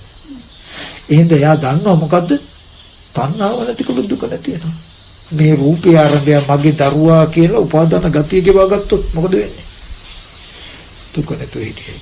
අන්න ඒ ටික දකින කෙනාට විතරයි සීල සමාධි ප්‍රඥා කියන මේ ත්‍රික්ෂාව තියෙන දුක්ඛ නිරෝධය සඳහා. හොඳට මතක තබා ගන්නට මම කතා කරන දේ පරවල් දෙකක්. මේ දරුවමයි කියන තැනක පය ගහලා ඉඳගෙන ආපහු නිවරට කියලා සීල සමාධි ප්‍රඥා ප්‍රතිපදාවක් පුරන්න එපා. නිවරට වෙනම මේ දෙපැත්තක්. මේ දරුවමයි කියන තැනක ඉන්න කෙනාට එක දශමයක්වත් නිවන් දකින්න දුක නැතු ඉන්න උත්සාහවත් වෙන්න එපා. යාට තියෙන එකම ක්‍රමේ පුළුවන් තරම් ප්‍රමාණයක් ඒ වස්තුව රැකීමෙන්ම විතරමයි සහනයක් එන්නේ. හැබැයි මේ වස්තුව මේ ද්‍රව්‍ය වටිනාකමට පෙන්වන මගේ මනසයි මේ දුකට වන්දි ගෙවන්න ඕන හේතුව කියලා දැක්කොත් එයාට විතරයි මේ සීල සමාධි ප්‍රඥා කියන ත්‍රිශික්ෂාව. ඒක ওই වචන හතර අපි මුළු බෞද්ධයෝම ගොඩාක් කියවනවා. කියවට ওই වචන හතර තුලම තමයි තියෙන්නේ අත්‍යසේ තීක්ෂණ ගති ටික. සම්පූර්ණ උඩු යටිකුරු වෙනවා මේ දර්ශනයෙන්. දුකට හේතුව තණ්හාවයි කියන වචනේ තණ්හාව නැතිකොළු දුක නැති වෙනවා කියන වචනය කියන්නේ කාටද? මේ කුපියල් 5000ක් වටිනා 5000 කුලේ දිහා බලාගෙන ඉන්න තමන්ගේ එකම දරුවා දිහා එකම මුණුපුරා දිහා එකම රත්තරන් ගොඩ දිහා බලාගෙන ඉන්න කෙනාටම තමයි කියන්නේ. පුතජන ලෝකයේත් ඒක දිහාමයි බලාගෙන ඉන්නේ. ඒවා වෙනසකට තියෙන්නේ. එයා 5000 කුලේ දිහායි බලාගෙන ඉන්නේ. දරුවෝ දිහායි බලාගෙන ඉන්නේ. මෙයාට වෙන්නේ අනිත් පැත්ත. මම කියපේක තේරෙනවද? එතකොට ඔගොල්ලෝ රන් රිදී මුතුමැණික් ගෙවල් දොරවල් යාන වාහන ඉඩකඩම් මිල මුදල් දුවා දරුවෝ බාහිර භෞතිකයේ තුල තියෙන අය. ඒ තියෙන වස්තුරුම කරගෙන ඉන්න අය. නිවන් දැකීම සඳහා සීල සමාධි ප්‍රඥා පුරන්න එපා. පුළුවන් තරම් දුක නැතුව ඉන්න යම් පමණකෝ අස්සසිල්ලක් ඇත්නම් තියෙන්නේ ඒ ගෙවල් දොරවල් යාන වාහන වලට ඉබියතුරු දාලා තියාගන්න එක. දරුමුණු පුරන් ලෙඩ නොවන විදියට කන්න බොන්න දීලා තියාගන්න එක තමයි දුක නැතුව ඉන්න තියෙන යම් පමණකෝ සහනයකට තියෙන්නේ. හොඳට මම මේ කියන එක තේරුම් ගන්න. එයාට නෙමෙයි සීල සමාධි ප්‍රඥා තියෙන්නේ. ගෙවල් දොරවල් යාන වාහන ඉඩකඩම් මිල මුදල් දුවා දරුවෝ කියලා වටිනාකමට මේ බාහිර වස්තු වටිනාකමට මගේ මනස තුල නිමිති ටිකක් ඇති වෙලා කියලා යම් පමණක හෝ දැනගත්තොත් ඒකමයි බුදුරජාණන් වහන්සේ ලෝකේ පහළ වුණේ. මේක පේන්නේ නැහැ ලෝකෙට. මේ භෞතික වස්තුවම වටිනා දෙය කියන තැනකින් බැඳිච්ච ලෝකයකට නෑ බාහිර වස්තුවම වටිනවා කියන තැනකින් ඔබගේ මනස යෙදිලා කියන කාරණාව වෙන්නන්න. ඔය ගතිය ගලවන්න පුළුවන් මනසෙන්. ඇස් ඉදිරි පිටට එද්දී මේ කඩදාසිය දකිනකොට මේක වටිනාකම යෙදෙන්නේ නැහැ කියන තැනකට ගන්න පුළුවන්. උදාහරණයක් මම කිව්වේ දැන් 5000ක් වටිනවා අපිට දැන් හිතෙන්නේ මේකේ වටිනාකම දැනෙනකමයි වටිනාකමට හසු වෙන වස්තුවයි වෙන් කරන්න බෑ වගේ තැනක ඉන්නේ. අදර නියෝගයක් දැම්මොත් අහවල් කාණ්ඩේ 5000 කොළ සම්පූර්ණ අවලංගුයි කියලා රජේ අවලංගුයි කියලා නියෝගයක් දැම්මොත් මොකක් වෙයිද? මේක දිහා වෙනද වගේ බලනකොට පැනලා ගන්න තණ්හා වෙයිද? බලන්නකො. එක සම්මුති ප්‍රඥාප්ති මාත්‍රයකින් අවලංගු කළානේ වටිනාකම. එහෙනම් මේ කඩදාසියම වටිනවා වගේ පෙන්නලා තින්නේ. පෙන්නලා තියෙන කොහෙන්ද කාටද? තමන්ගේ මනසින් නේ. ඒ සිද්ධියමයි හොඳට තේරුම් ගන්න මම එකයි මතක් කළේ ඕගොල්ලන්ට ඕනේ දුක නැතුව ඉන්න මේ පින්කම් කරන්නේ මේ හැම දෙයක්ම කරන දුකෙන් ඈතර වෙන්න. අපි හොඳට මතක තියාගන්න දුකෙන් ඈතර වෙනවා කියන එක සුවිශේෂී ඉතාමත්ම සියුම් දර්ශනයක් මත තියෙන්නේ. මේ දර්ශනය උදේ ඉඳන් රැ වෙනකම් පය ගහලා දුකට හේතු තණ්හාව නැතුව දුක නැතුව මේ ආර්ය ශ්‍රැංග මාර්ගය කියලා මේ පන්නේ යනකම් කෑ ගහා ඉන්නේ කතා කරන්නේ මේ වචන ටික කියන්නේ මේ භෞතික වස්තුව වටිනවා කියලා දකින මනසට නෙමෙයි. භෞතික වස්තුව වටිනාකමට පෙන්වන ගතිය තියෙන මනසේ කියලා හඳුනගන්නයි මේ ධර්ම. ඒ භෞතික වස්තුව වටිනාකමට පෙන්වන ගතිය මනස ගෙවුනොත් Taman සුවපත් වෙනවා කියලා පෙන්වන ධර්ම. කියලා දැක්කොත් ඉබ්බන්දු තැනකට යන්නයි මේ සීල සමාධි ප්‍රඥා. මට කෙටියෙන් කියලා දෙන්න තියෙන්නේ ඔච්චරයි. මොකද අනිවාර්යයෙන්ම අවධාරණය කළාම කියනවා මම බොරුවට කාලේ නැස්ති කරන්න එපා සීලයක පිළිපදලා සමාධි වඩ මේ බලන්න ඕනේ කියලා මේ දරුවම වෙලා මේ මුණුපුරාම වෙලා මේ රත්තරම්ම වෙලා මේ මුදල් නෝට්ටුවම වෙලා නම් ඔබ තියෙන්නේ ඔබ බණ අහපෙකින් චුට්ටක්වත් හෙල්ලිලවත් නැත්තම් ඒ මෝඩකම ඔබ ගෙවිලවත් නැත්තම් සාමාන්‍ය ලෝකයා දකින විදිහට ඔබත් මුදල් නෝට්ටුව දකිනවා නම් මුදල් නෝට්ටුව නැති වුණොත් දුක එනවා ඒ හින්දා ඒක පරිසම් කරන්න ඕනේ කියන තැනක නම් දර්ශනය තියෙනවා. ඔබට කියන කතාවක් නෙමෙයි සීල සමාධි ප්‍රඥා කියන දුක නැති කරන්න තියෙන මඟ කියලා. මේ දරුවා මේ මුණුපුරා කියලා ලෝකයක් දකින්න ඔබත් දකින්න. දරුවා ලෙඩ වුණොත් මහලු දුක එනවා කියලා දකිනවා නම් ඔබත් ඉතින් දැකලා දරුවා ලෙඩ නොවි තියාගත්තොත් දුක නැතුව ඉන්න පුළුවන් කියලා දකිනවා නම් ඔබේ ප්‍රතිපදාව වෙන්නේ ඕකම තමයි. දරුවට පුළුවන් තරම් ලෙඩ වෙන්නේ නැති වෙන්න තියාගන්න. ওই දර්ශනයට අයිති ප්‍රතිපදාව ඕක මිසක මේක නෙමෙයි. මේ තමන්ගේ ප්‍රියමනාප එකම දරුවා නැතිව දුක එන දුකට හේතුව දරුවා බව වටිනාකමට පෙන්නපු මනසයි කියලා ඔබට තේරුනොත් දර්ශන එක හරි. ওই මනසේ තියෙන ඔය ගරු බවණිය කියලා ඒක ලේසි නෑ. කොච්චර බලවත්ද කියන්නේ මේ ටික දැනගත්තටවත් මේ ඇස් ඉදිරි පිට එනකොට මේ වස්තුව මගේ දරුවාමයි කියලා පෙන්වන්නේ මනසේ. ඒකයි මේ කෙලෙසි මහන්නේ ගැඹුරුද පළල්ලුද තෘෂ්ණා නදිය කියලා කියන්නේ ඒකයි. අනේ තණ්හාව කියන එක තය මේක තේරුම් ගත්තා කියලා ඕගොල්ලන්ට ගෙදර මෙහෙම බලනකොටම දරුවා කියන එක මනසේ කියලා ගැලවිලා යන්නේ. හැබැයි එයාට ඊතර වෙන්න තොටුපළක් හම්බ වෙන්නේ දාට. එයා දන්නවා මේ ගතිය ගෙවන්න පුළුවන්. මේ පෙන්නන ගතිය ගෙවන්න පුළුවන්. දුක්ඛ නිරෝධය කියලා කියන්නේ මොකද? මාර්ගය වැඩිලා ඉවරයි. නිරෝධය සාක්ෂාත් වෙලා සමුදය ප්‍රහාණය වෙලා දුක පිළිසින් දැකලා. ඇස් ඉදිරි පිටට එන්නේ රූපයක් කියන එක හොඳට පිළිසින් දැකලා මේ ටික දරුවා ගොඩාක් වටිනවා කියන එක ගෙවිලා ගිහිල්ලා දරුවා නිසා එන දුක නිරුද්ධ වෙලා මග වැඩිලා ඉවරයි.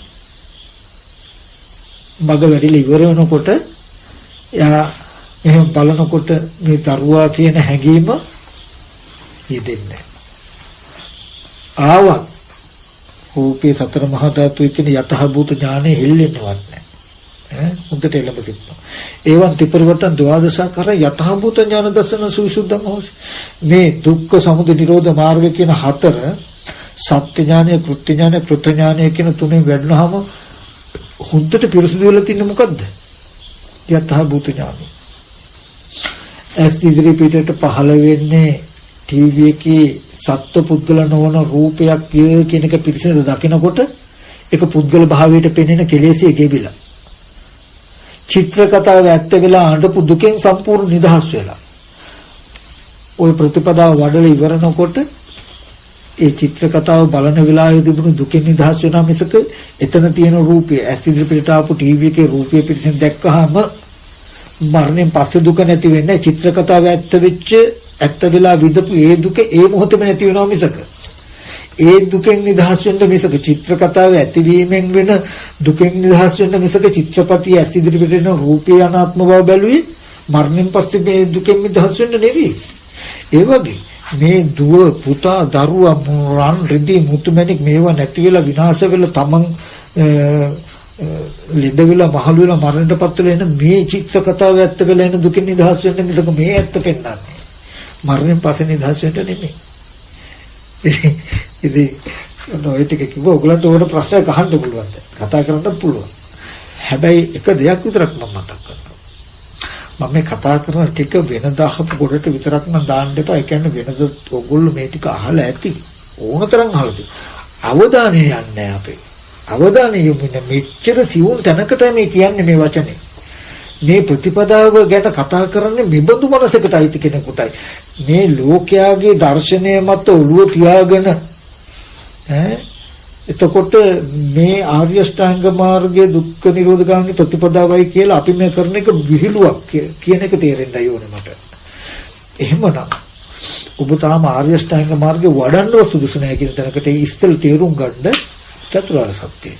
මාර්ගේ වඩන්න ඉස්සෙල්ලා මාර්ගයට එන්න කියන එකක් තියෙනෝනේ. ඕක පැහැදිලි නැති කෙනා තව දුරටත් ඇස් ඉදිරිපිට එන රූපය මොකද්ද? ඒ රූපේ ඇහැ කියන්නේ මොකද්ද? රූපය කියන්නේ මොකද්ද? ඒ දෙන්න එකතු වුණාම චක්කු විඥානය කියන්නේ මොකද්ද? මේ පෙනෙන රූපයේ යථා ස්වභාවය නැවත ඉගෙන ගන්න ඕනේ.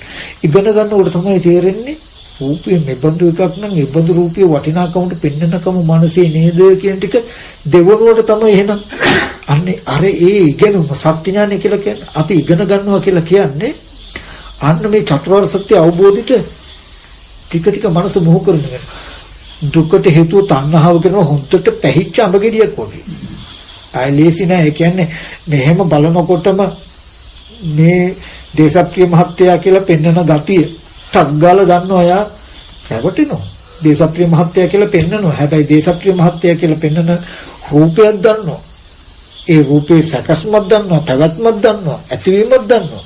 ඒ බඳු රූපයක් තියෙන තැනක ඒ ඇත්ත දකිනකොට මනසේ යෙදුනේ කියලා දකිනවා.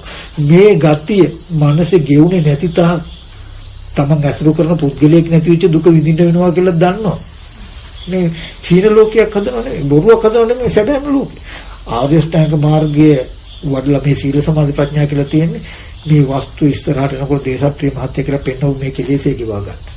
එදාට මට ප්‍රිය විප්‍රයෝග දුක් ප්‍රිය පුද්ගලයෙක් ඇසුරු කරු ප්‍රිය පුද්ගලයෙක් නැති වෙන දුක් විඳින්න වෙන්නේ, ලෙඩ වෙච්ච දුක විඳින්න වෙන්නේ කියන උත්තරය ගන්නවා. එතකොට අන්නේ ඒ බඳු දර්ශනයකට පොදු දර්ශනයක් අපිට තියෙන්න ඕනේ.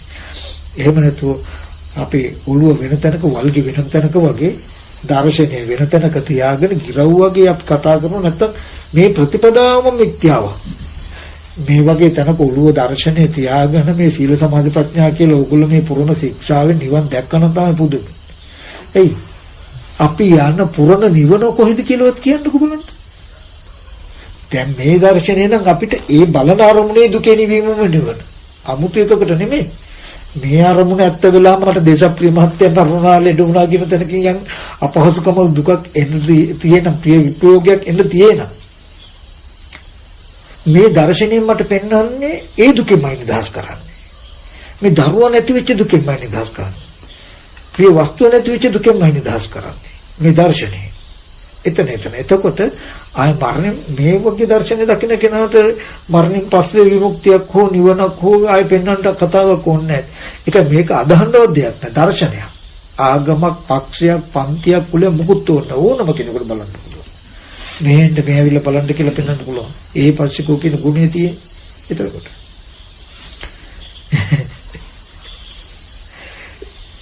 උඩද తీරු ප්‍රශ්න තේරෙනවද ටිකක් හරි?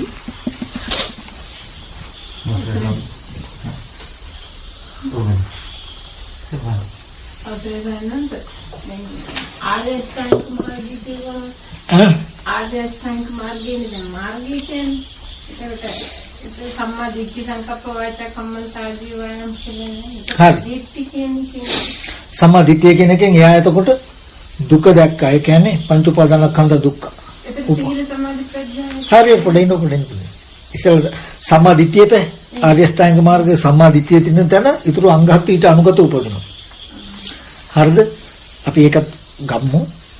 දේශප්‍රිය මහත්ය ලෙඩ වෙලා මහලු වෙලා ලෙඩ වුණොත් අනුතරක් වුණොත් මරණොත් දුක එනවා. දුකට හේතුව හැටියට හඳුනාගත්ත මේ රූපයේ දේශප්‍රිය මහත්ය කියලා පෙන්නපු කෙලෙසි. මේ කෙලෙසිය නැතිකොලොත් මේ රූපේ කෙනෙක් හැටියට පෙන්වන්න මේ කෙලෙසි නැතුණු ප්‍රිය විප්‍රයෝග දුක්ඛෙන් නිදහස් වෙනවා කියලා දැක්කා. එහෙනම් ඒකට කරන්න ඕන සීලයක පිළිපදලා හිත සමාධි වඩලා මෙතන තියෙන රූපය ඇත්ත බලන්න ඕනේ. කියලා ඉගෙන ගත්තා. ඔන්න දැන් මාර්ගය. දැනගන්න ඕන දකින්න තැන දක්වා කියන ඔන්න දැන් ඊට පස්සේ මට තියෙනවා වැඩක්. මොකද්ද මට දැන් නුවණක් ආවා. මොකද්ද මාර්ගයත් එක්ක මේ දුකෙන් නිදහස් වෙන්නේ මේ වස්තුව දේශප්‍රිය මහත්තයා කියලා පෙන්නන ගතිය මගේ මනසෙන් ගෙවුණු දවසටම හිත අනෙමෙයි මෙහෙම බලනකොටම දැන් පේන්නේ කෙනෙක් නම් බලනකොටම කෙනා අතුරුදහන් වෙන්න වෙනවා. ඒකට මගක් තියෙන්නේ. නැත්තම් මගක් ඕනේ නේද? ওই දුක ඇති වෙන්නේ නැති මේ දිහා බලනකොටම රත්තරන් කියලා පේනවා. එතකොට මේ ටික හොරුගත්තු නැති වුණොත් දුක එනවා. දුකට හේතුව මේ රත්තරන් මේක වටිනවා කියලා පෙනුණු මගේ මනස තියෙන නිසායි. මේ වස්තුව වටිනාකමට පෙන්වන ගතිය මගේ මනසේ නැති වෙලා තිබුණානේ. මම භෞතිකේ රකින්නෙත් නැහැ. ඒකට මොන හරි වුණත් මට ප්‍රශ්නකුත් නැහැ. එහෙනම්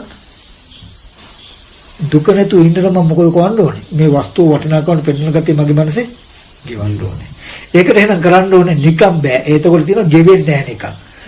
කය වචන දෙක සංවර කරගන්න සීලයෙන් නීවරණ ධර්ම දුරු කරන විදිහට චිත්ත සමාධියක් ඇති කරගන්න සමාධියක් ඇති කරගෙන ඉදිරිපිටට යන රූපයත් බලන්න.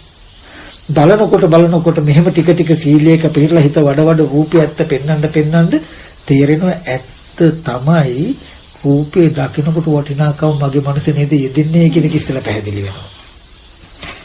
රූපේ වටිනවා නෙමෙයි රූපේ වටිනවා කියලා මට තේරෙනවා. රූපේ දරුවා නෙමෙයි මේ රූපේ මගේ දරුවානේ කියන එක මට දැනෙනවා. මගේ හිතේ ඇති වෙලා. අන්න එතකොට යාට න පංච උපාදානස්කන්ධ දුක්ඛ. මේ ඔක්කොම පංච උපාදානස්කන්ධයක දුක. නැත්නම් පංච උපාදානස්කන්ධ ලෝකය. මේ බලනකොට පයිපේ මහත්ය දේශප්‍රිය මහත්ය රූපේ මහත්ය හිතෙන කාටද හිතෙන්නේ? මට. උතිටත් හිතෙනවා. එතකොට දැන් මම හිතාගෙන ඉන්නේ මේ දේශප්‍රිය මහත්යා ඉන්න හින්දාම දේශප්‍රිය මහත්ය ඉන්නවා කියලා හිතෙනවා. කියන එක තමයි ලෝකේ ස්වභාවය. ඒ ගතියෙන් අඩු කරන්න තමයි මේ දර්ශනේ පෙන්වලා තියෙන්නේ. දේශප්‍රිය මහත්ය ඉන්න හින්දාම දේශප්‍රිය මහත්ය ඉන්නවා කියලා හිතනවා නෙමෙයි. මෙතන තියෙන රූපයේ ඇත්ත ඇති නොදන්නා කම නිසා මේ ප්‍රපංච සංඥාව ඉදිරිපත් වෙනවා. ඊට පස්සේ තමයි අපිට වැඩක් තියෙන්නේ සීලයක පිළිටන්නේ හිත එකතු කරගන්න. එක්තෙන් කරගන්න උපකාරත. සමතකමට හරක් වඩන්නේ. වර හිතේ තනියම කතා කරන ගතියක් තියෙන්නේ. ඔපි නිකන් හිටියට ඉඳගෙන හිටියත් ඉන්නේ නැහැ. තුන්චෙක් නැතු හිතේ කතා කරන ගතියක් තියෙනවා. තනියම කතා. ඔකට තමයි ධර්මයෙන් පෙන්නන්නේ. උපමාවක් කරන අලු ගොඩකට පොල්ලෙක් ගැව්වහම විසිරලා යන්නේ ඒ වගේ මේ විසිරුණු මනස කියලා. කෙලවරක් නැහැ. පොඩි කාලේ ගැනත් හිතනවා, තමන් ගැනත් හිතනවා, බාහිර ගැනත් හිතනවා, පෙනෙන දේත් හිතනවා, නොපෙනෙන දේත් හිතනවා. හැමතැනම දුව හිතන. මේ හිතන ගතිය විසිරුණුකම ඇතිතා අරමුණක් නිශ්චිත කරගන්න බෑ. පිරිසිදු දකින්න බෑ. ඒදා දකින්න බෑ කිය. ඊගාවට මේ නීවරණ ධර්ම තියෙනකොට වෙන්නේ හැම වෙලේම ආවරණීය ධර්මයෙන් මනස වැහෙනවා කියලා.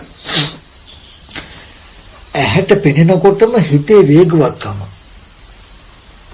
මේ පෙනෙන රූපය ආරම්භය කලින් ගත්ත නිර්ණයයන් ඉදිරිපත් කරනටක් ගාලා. කලින් මේ අරමුණ ඇසුරු කළා හුරු ගතියක් තියෙනවනේ.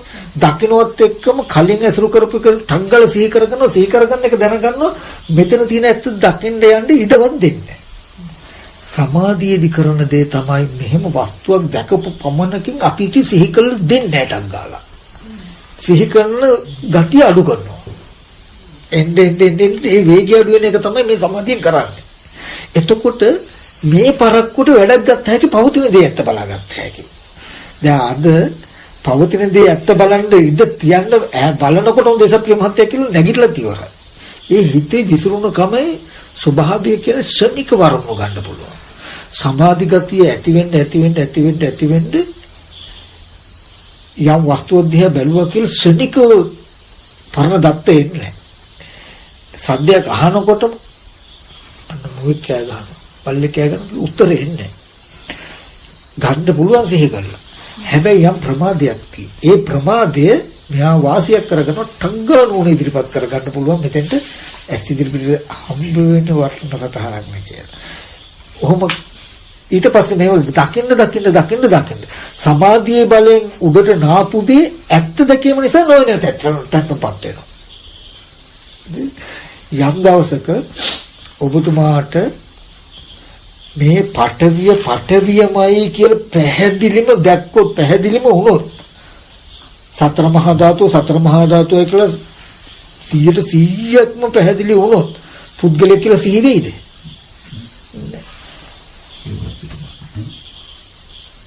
අද මේ ශරීරයේ අසුබ ගතිය පේන්නේ බලන්න එපේ. පිළිකුල් ගතිය අසුබ ගතිය අපිට පේනවද? පේන්නේ බලන්න. බල්ලෙක් ජරා කරපු තැනක් හරි වමනේ ටිකක් හරි දැක්කොත් පිළිකුල් බව හිතන්න ඕනේද? පේනවනේ. ඒකට කියනවා පේනවා කියලා. පේනවා කියන තැනදී අසිහිය නෑ. හොඳට මතක තියාගන්න නොපෙනෙන කන්නදී අසිහිය තියෙන්නේ. අසිහිය කියන්නේ වැරදිලා අනිත් පැත්තට හැරෙන්න පුළුවන්. පෙනෙනකොට අසිහිය නෑ. පෙනෙනවා කියන්නේ කිසිම වෙලාවක හිතන්න ඕනේ. ඇහෙන් බලන මිම්ම. මේ පෙනෙන ටික පිළිකුල් දුගඳ අසුබ අසාර බව ඇහෙන් බලනකොටම පෙනෙනවා. වමන ටිකක් හෝ බල්ලෙක් ජරා කරපු තැනකෝ දැකනකොටම පේනවා. අසිහිය නැහැ කියන්නේ වැරදිලා අමතක වීමකින් සාක්‍රියදාගත්තේ කියලා එකක් එහෙම හිතනවද? කොයි වෙලාවක හරියදීද? නෑ බැරි වෙලා අමතක වීමකින් මේක උනේ කියලා යෙදෙන්නේ නැහැ. කියනකොට තියනානේ එච්චර ඊට තියා සත්‍ය කියන එක ඊට තියා ජව සම්පන්නයි. ඒ විදිහට මෙහෙම ඇහෙන් බලනකොටම ධාතුව ප්‍රකට වෙන බැරි වෙලා වැරදීමකින් දේශප්‍රිය මහත්තයා කියුනේ කියන එකක්වත් නැහැ. එහෙම වෙන්නේ ඒකට තියෙන්නේ අසීය. ඒ කියන්නේ නොදකීමයි අසීයට හේතුව. දකින්නවා කියන තැන සහ දන්නවා කියන. දැන් දන්නවා ඥානතෝ. රූපේ සතර මහා ධාතුයි. හැබැයි පේන්නේ නැහැ තාම. නජානතු නපස්සතු. ඥානතෝ හම් වික්කවේ පස්සතු ආසවණං කැම්බදා. මහන්නේ දන්න කෙනාට දකින්න කෙනාට ආශ්‍රයක්ෂ වීම කියනවා. ටීවී එකේ තියෙන්නේ සත්ත්ව පුද්ගල නොවන රූපයක් කියලා දන්නවද දකින්නවද? දකින්නවා. දන්නවා වුණාට බලන්නේ දිහේ පේනවද කියලා? නෑ පේන්නේ කෙනෙක්ම. දකින්නේ. ඒ හින්දා අසිහිය යෙදෙන පුද්ගලයෙක් කියලා රැවටෙනවා. රැවටිලා දුක එනවා. දන්නවා පුද්ගලයෙක් නෙමෙයි කියලා. දැනගත්ත පමණකින් දුක නිවන්න සමත් වෙන්නේ. යම් වෙලාවක ඇස් ඉදිරි පිටට එන්න සත්ව පුද්ගල නොවන වර්ණ සටහනක් මේ වීදුර මත පතිත වෙන ඡායා රූපය සත්ව පුද්ගල නොවන අනාත්ම දෙයක් කියලා දැක්කොත් උඩ චිත්‍ර කතාව ඇත්ත වෙන්නේම නැහැ. ටීවී වැඩක් නැති නේද ගෙවල් වලට. ඒ චිත්‍රපටි නෑ අවලංගු. ටෙලි නාට්‍ය නෑ අවලංගු. ඒ වගේ මේ ලෝකේ අවලංගු වෙන යාට. මේ කතා නෑ ඔක්කොම.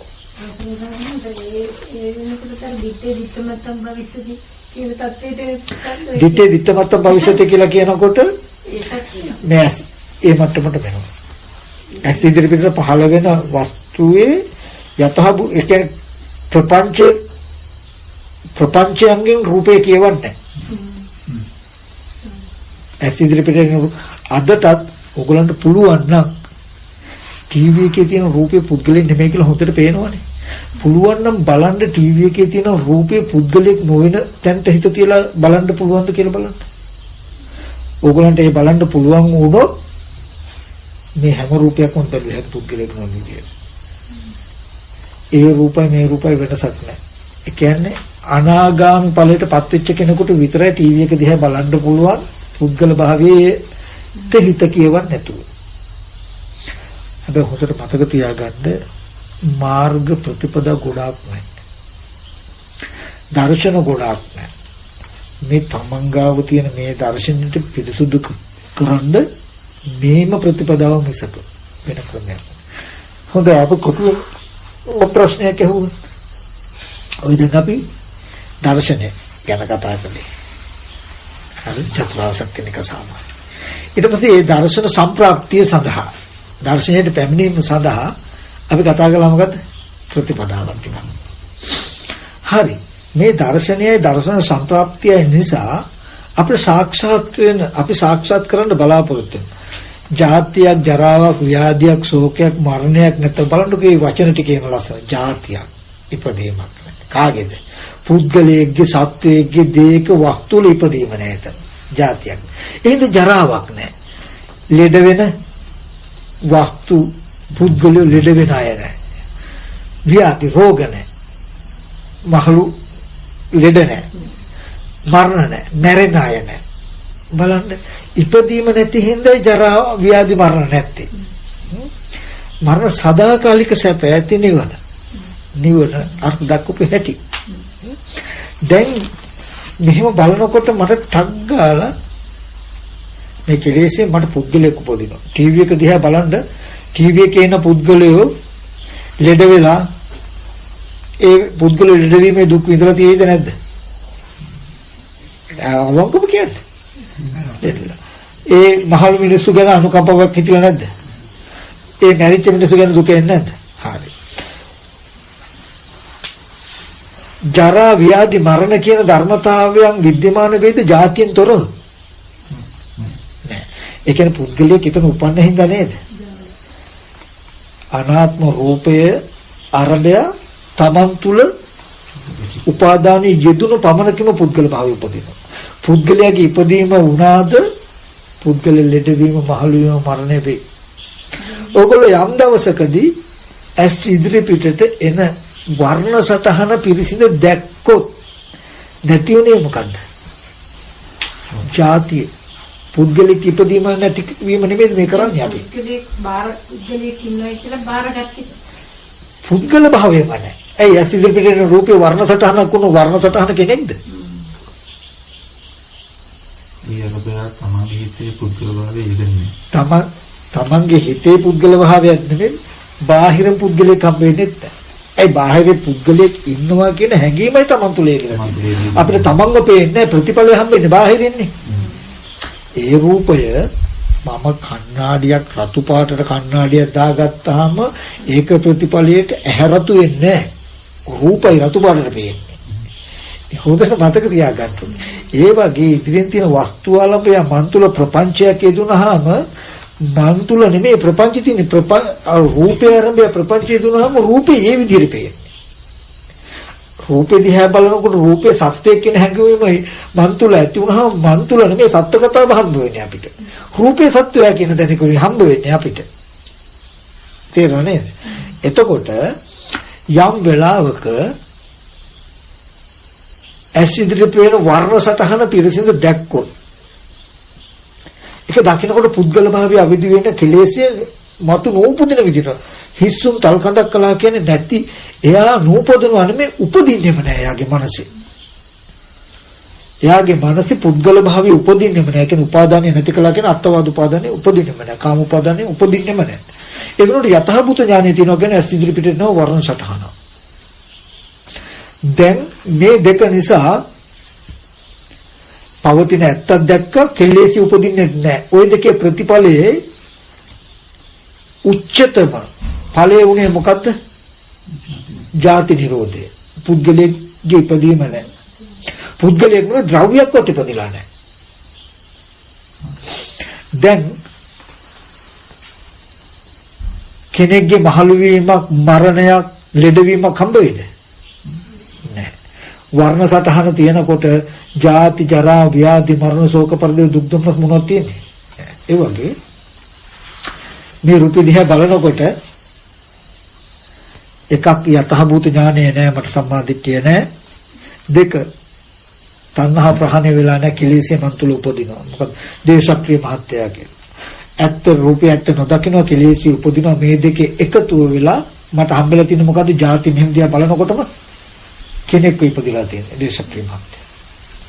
දැන් කෙලෙසි උපන්නට පස්සේ අය කෙලින්ම පුද්ගලයෙක්වම ඉපදිලා මිසක ආයි දැන් කෙලස් කතාවක් හම්බෙන්නේ නැහැ මට. මගේ හිත තුලයි කතාවක් නැහැ.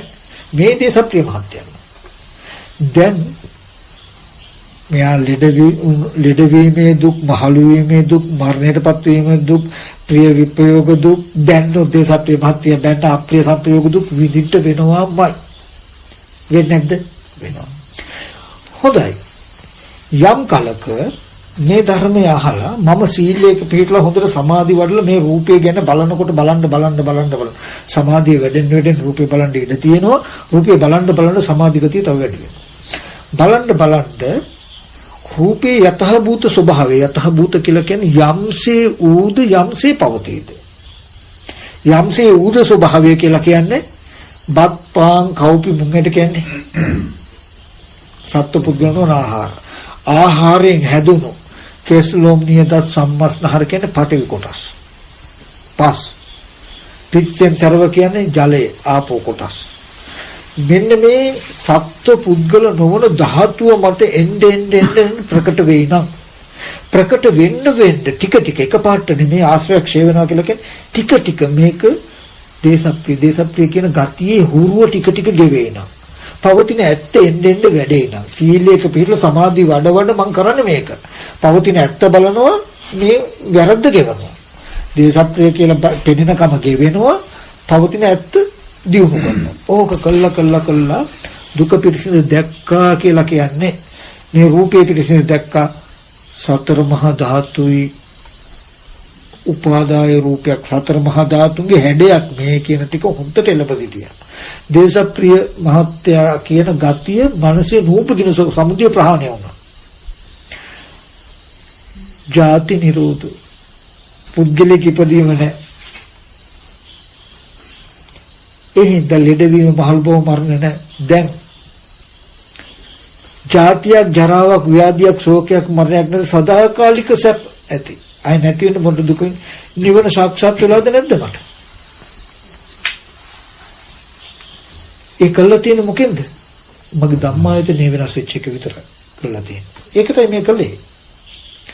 එතකොට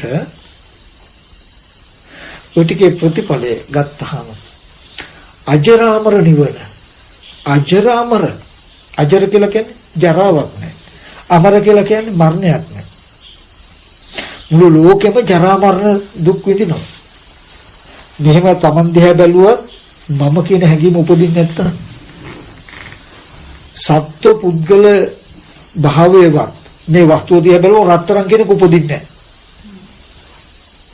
රිදී මුතු මැණික් කෙනෙක් උපදින්නේ නැහැ එයාට.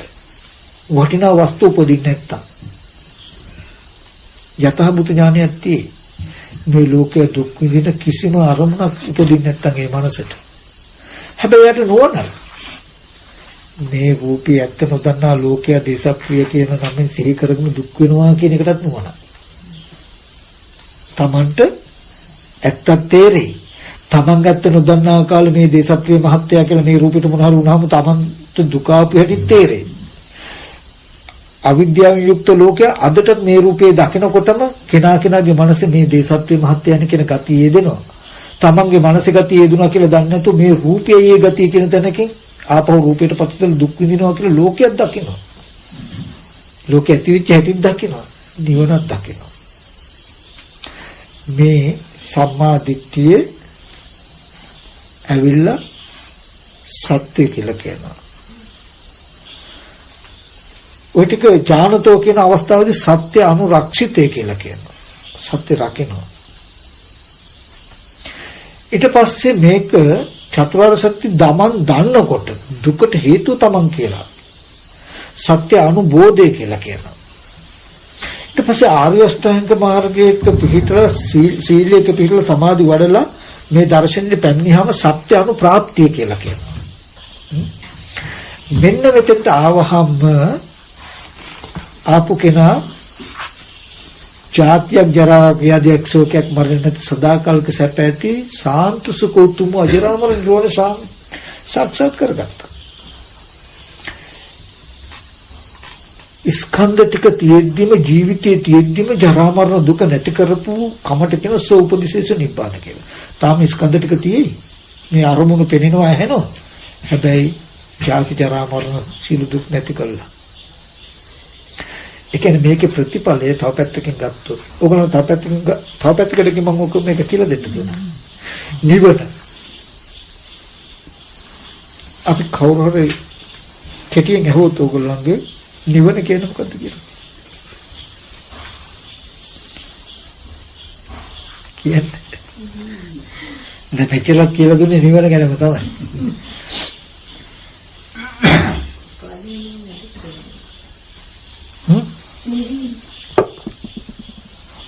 ඒ නිවීම තමයි මොකේ නිවීම? ජාති ජරා මරණ ශෝක පරිදේ දුක්ඛ දෝමන සුපායාසයන්ගේ නිවීම. ජාති නිරෝධ ඒක හඳුනා ගන්න තව එක කෙටි ක්‍රමයක් කියන්නම්.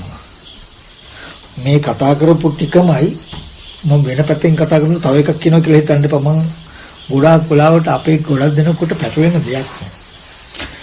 ගැඹුරු දර්ශනාත්මක දෙයක් මම විස්තර කළා ඒකම වෙන වචන වලින් වෙන පැතිකඩ වලින් පෙන්නනවා. පෙන්වුවාම එදා හමුදුර මෙහෙම කිව්වා අද මෙහෙම කියනවා කියලා හිතනවා. නමුත් එකම දේ අපි මේ ගේ මේ පැත්තෙන් නම් පුට එකක් ගහලා පෙන්නලා අනිත් පැත්තෙන් පුට එකක් ගහලා මේ ඒ ගේමයි කියලා පෙන්වුවා. කවුරු හරි කියන්නේ මේ එදා පෙන්වුවේ මේ ගේ කියලා මේ පැත්ත මෙහෙම එකක් අද පෙන්වන්නේ මෙහෙම එකක් කිව්වොත් වැරදි. ඒක වැරදි කිව්වොත් වැරදිද? එකම ගේ හාත්පස පෙන්වන්න නම් එකම දර්ශනේ නොවෙන්න ඕනේ. මේ පැත්තේම ෆොටෝ හතරක් ගහලා පෙන්වුවොත් ගේ පෙන්වුවා කියලා හරියද? එහෙනම් නියම විදිහට ගේ පෙන්වන්න කොහොම පෙන්වන්නේ? හතර පැත්තෙන් ෆොටෝ ගහලා පෙන්වන්න ඕනේ. එතකොට මේ පෙන්වන එකට වල අනිත් පෙන්වන එක වෙනස් වීම පුදුමයක්ද? නෑ ඒ වගේ දර්ශනයක් ගත්තාම හාත්පසකින් එක එක න්‍යායයන්ගෙන් පෙන්වුවම තමයි ඒක වඩා නිවැරදි වෙන්නේ. නමුත් අපි කට්ටිය හිතන්නේ හොඳට පෙන්වන්න එකම දේ පෙන්වන්න ඕනේ කියලා. එතකොට එකම දර්ශනය. ඒ වගේ ඔය නිවනම පෙන්වන්න සලායතන නිරෝධය කියලා එක එක පරයයන්ගෙන් එක එක විදිහට අපි කියලා දෙනවා කතා කරලා. අද මම හැබැයි ටික සුවිශේෂී කළා වෙන මොකුත් නෑ. මේ දර්ශනය කියන එක ටිකක් නිබර කරලා පෙන්වුවා මේ වචනයක් ටික පාවෙන ලබු කබල් වගේ උඩින් දුකට හේතුව තණ්හාව නැති කළොත් කිය ගහගෙන යන්න එපා. ඔක කියන්නේ මෙන්න මේ වගේ දර්ශනයක් තියෙන ලෝකයකට මේ වගේ දර්ශනයක් තියෙන මානසික මට්ටමකට මෙහෙම වෙන්න කියන එකයි. කියන ටික මතක් කරලා. ඒකෙදි කෙටියෙන් මම ඊට පස්සේ ඒ දර්ශනයේ ඉඳලා මාර්ගයට ඇවිල්ලා මාර්ගයෙන් නිවන කියන්නේ මොකක්ද කියලා අරමුණක් ගන්න ජාති ජරා මරණ නැති බව පෙන්වනවා. තව පැත්තකින් මම ඔයගලන්ට නිවන කියන එක මොකක්ද කියලා පෙන්වනවා. අද දවසේදී අපිට කෙනා ගන්න තම තමන් වශයෙන් කරගන්න. අම්මා තාත්තා අයියා අක්කා දුව පුතා රන් රිදී මුතු මැණික් ලෝකවල කොළඹ රට එංගලන්තය ඇමරිකාව කියලා යම් තාක් බාහිර ලෝකයක් හම්බ වෙයි නේද? ඇති බවට අපිට සිහි කරන්න පුළුවන්. ඔන්න ඔය සියලුම ගති වලට කියන සංස්කාර කියලා. මෙන්න මේ සංස්කාරයන්ගේ සංසිඳීමට සංස්කාරයන්ගේ උපසමයට කියන නිවන කියලා. ඔය සියලුම ගති ඔබ තුල මෙහෙම ඉන්නකොට මේ බාහිර ලෝකයක් ඇති බවට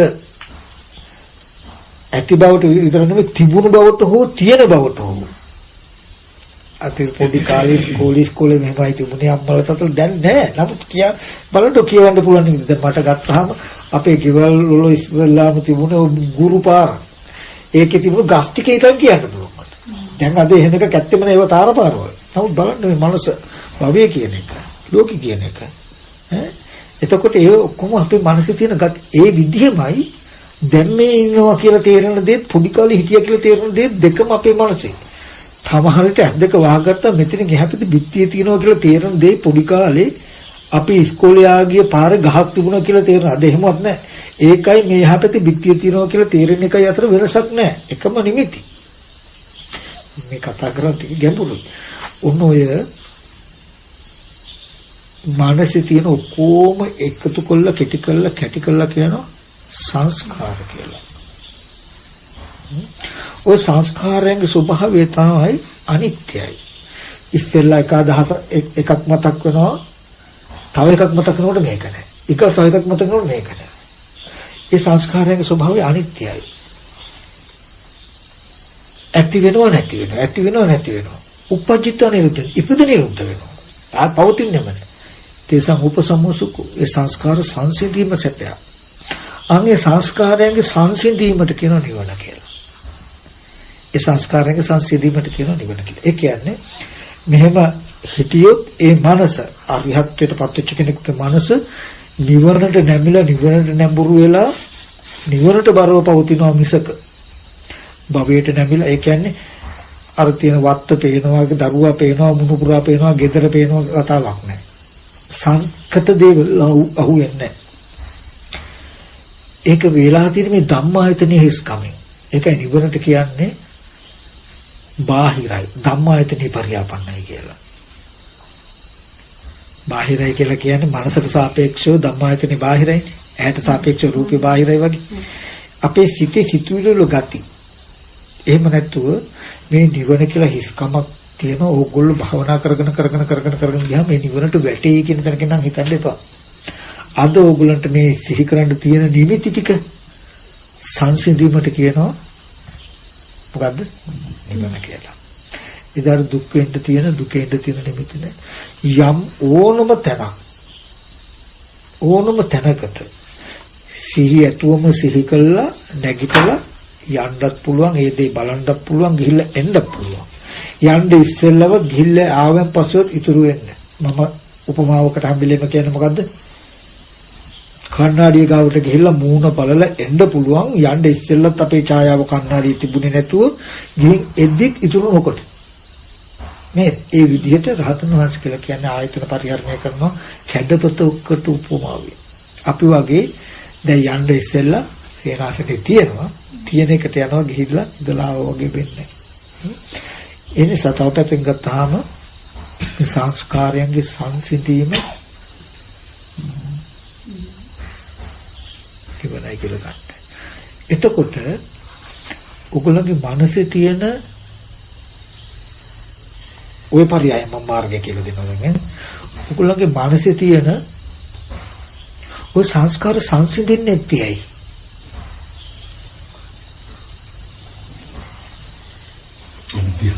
නෑ අවිද්‍යාව තමයි සංස්කාර සංසිඳෙන්නේ නැත්තේ.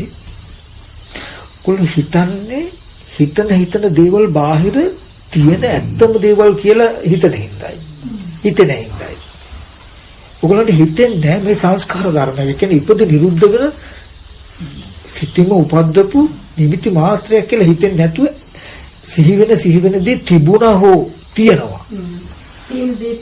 දැන් තියෙනවා නෙමෙයි වෙන්න පුළුවන්. නමුත් තිබුණා හෝ කියන තැනකින්. තිබුණා හෝ තියෙන කියන තැනකින් ඔයගොල්ලන්ගේ මනසේ නිමිති ඇත්ත කරලා තියෙනවා. ඒකයි ඔක සංසිඳෙන්නේ නැත්තේ. අමුචලාවෙත් ඇත්ත හොඳට මතක තබා ගන්න ඔය සංස්කාර සංසිඳවන්න තියෙන ආර්ය අෂ්ටාංගම. ඒ කියන්නේ තිබුණත් නෙමෙයි තියෙනවත් නෙමෙයි කියලා තිබුණා සහ තියෙනවා කියලා පෙන්නන වාරයක් ගානෙම තිබුණා නෙමෙයි තියෙනවා නෙමෙයි කියන එක ඕගොල්ලෝ පෙන්නුවොත් විතරමයි තියෙනවා කියන එක ඇත්ත වෙන්නේ. ඒක අතහැරෙන්න. එහෙනම් ගන්න එපා. මෙහෙම බණ අහයි නොකර නිවනට වැටේ කියලා මේ තුල කරන්න ප්‍රතිපදාවක් තියෙනවා.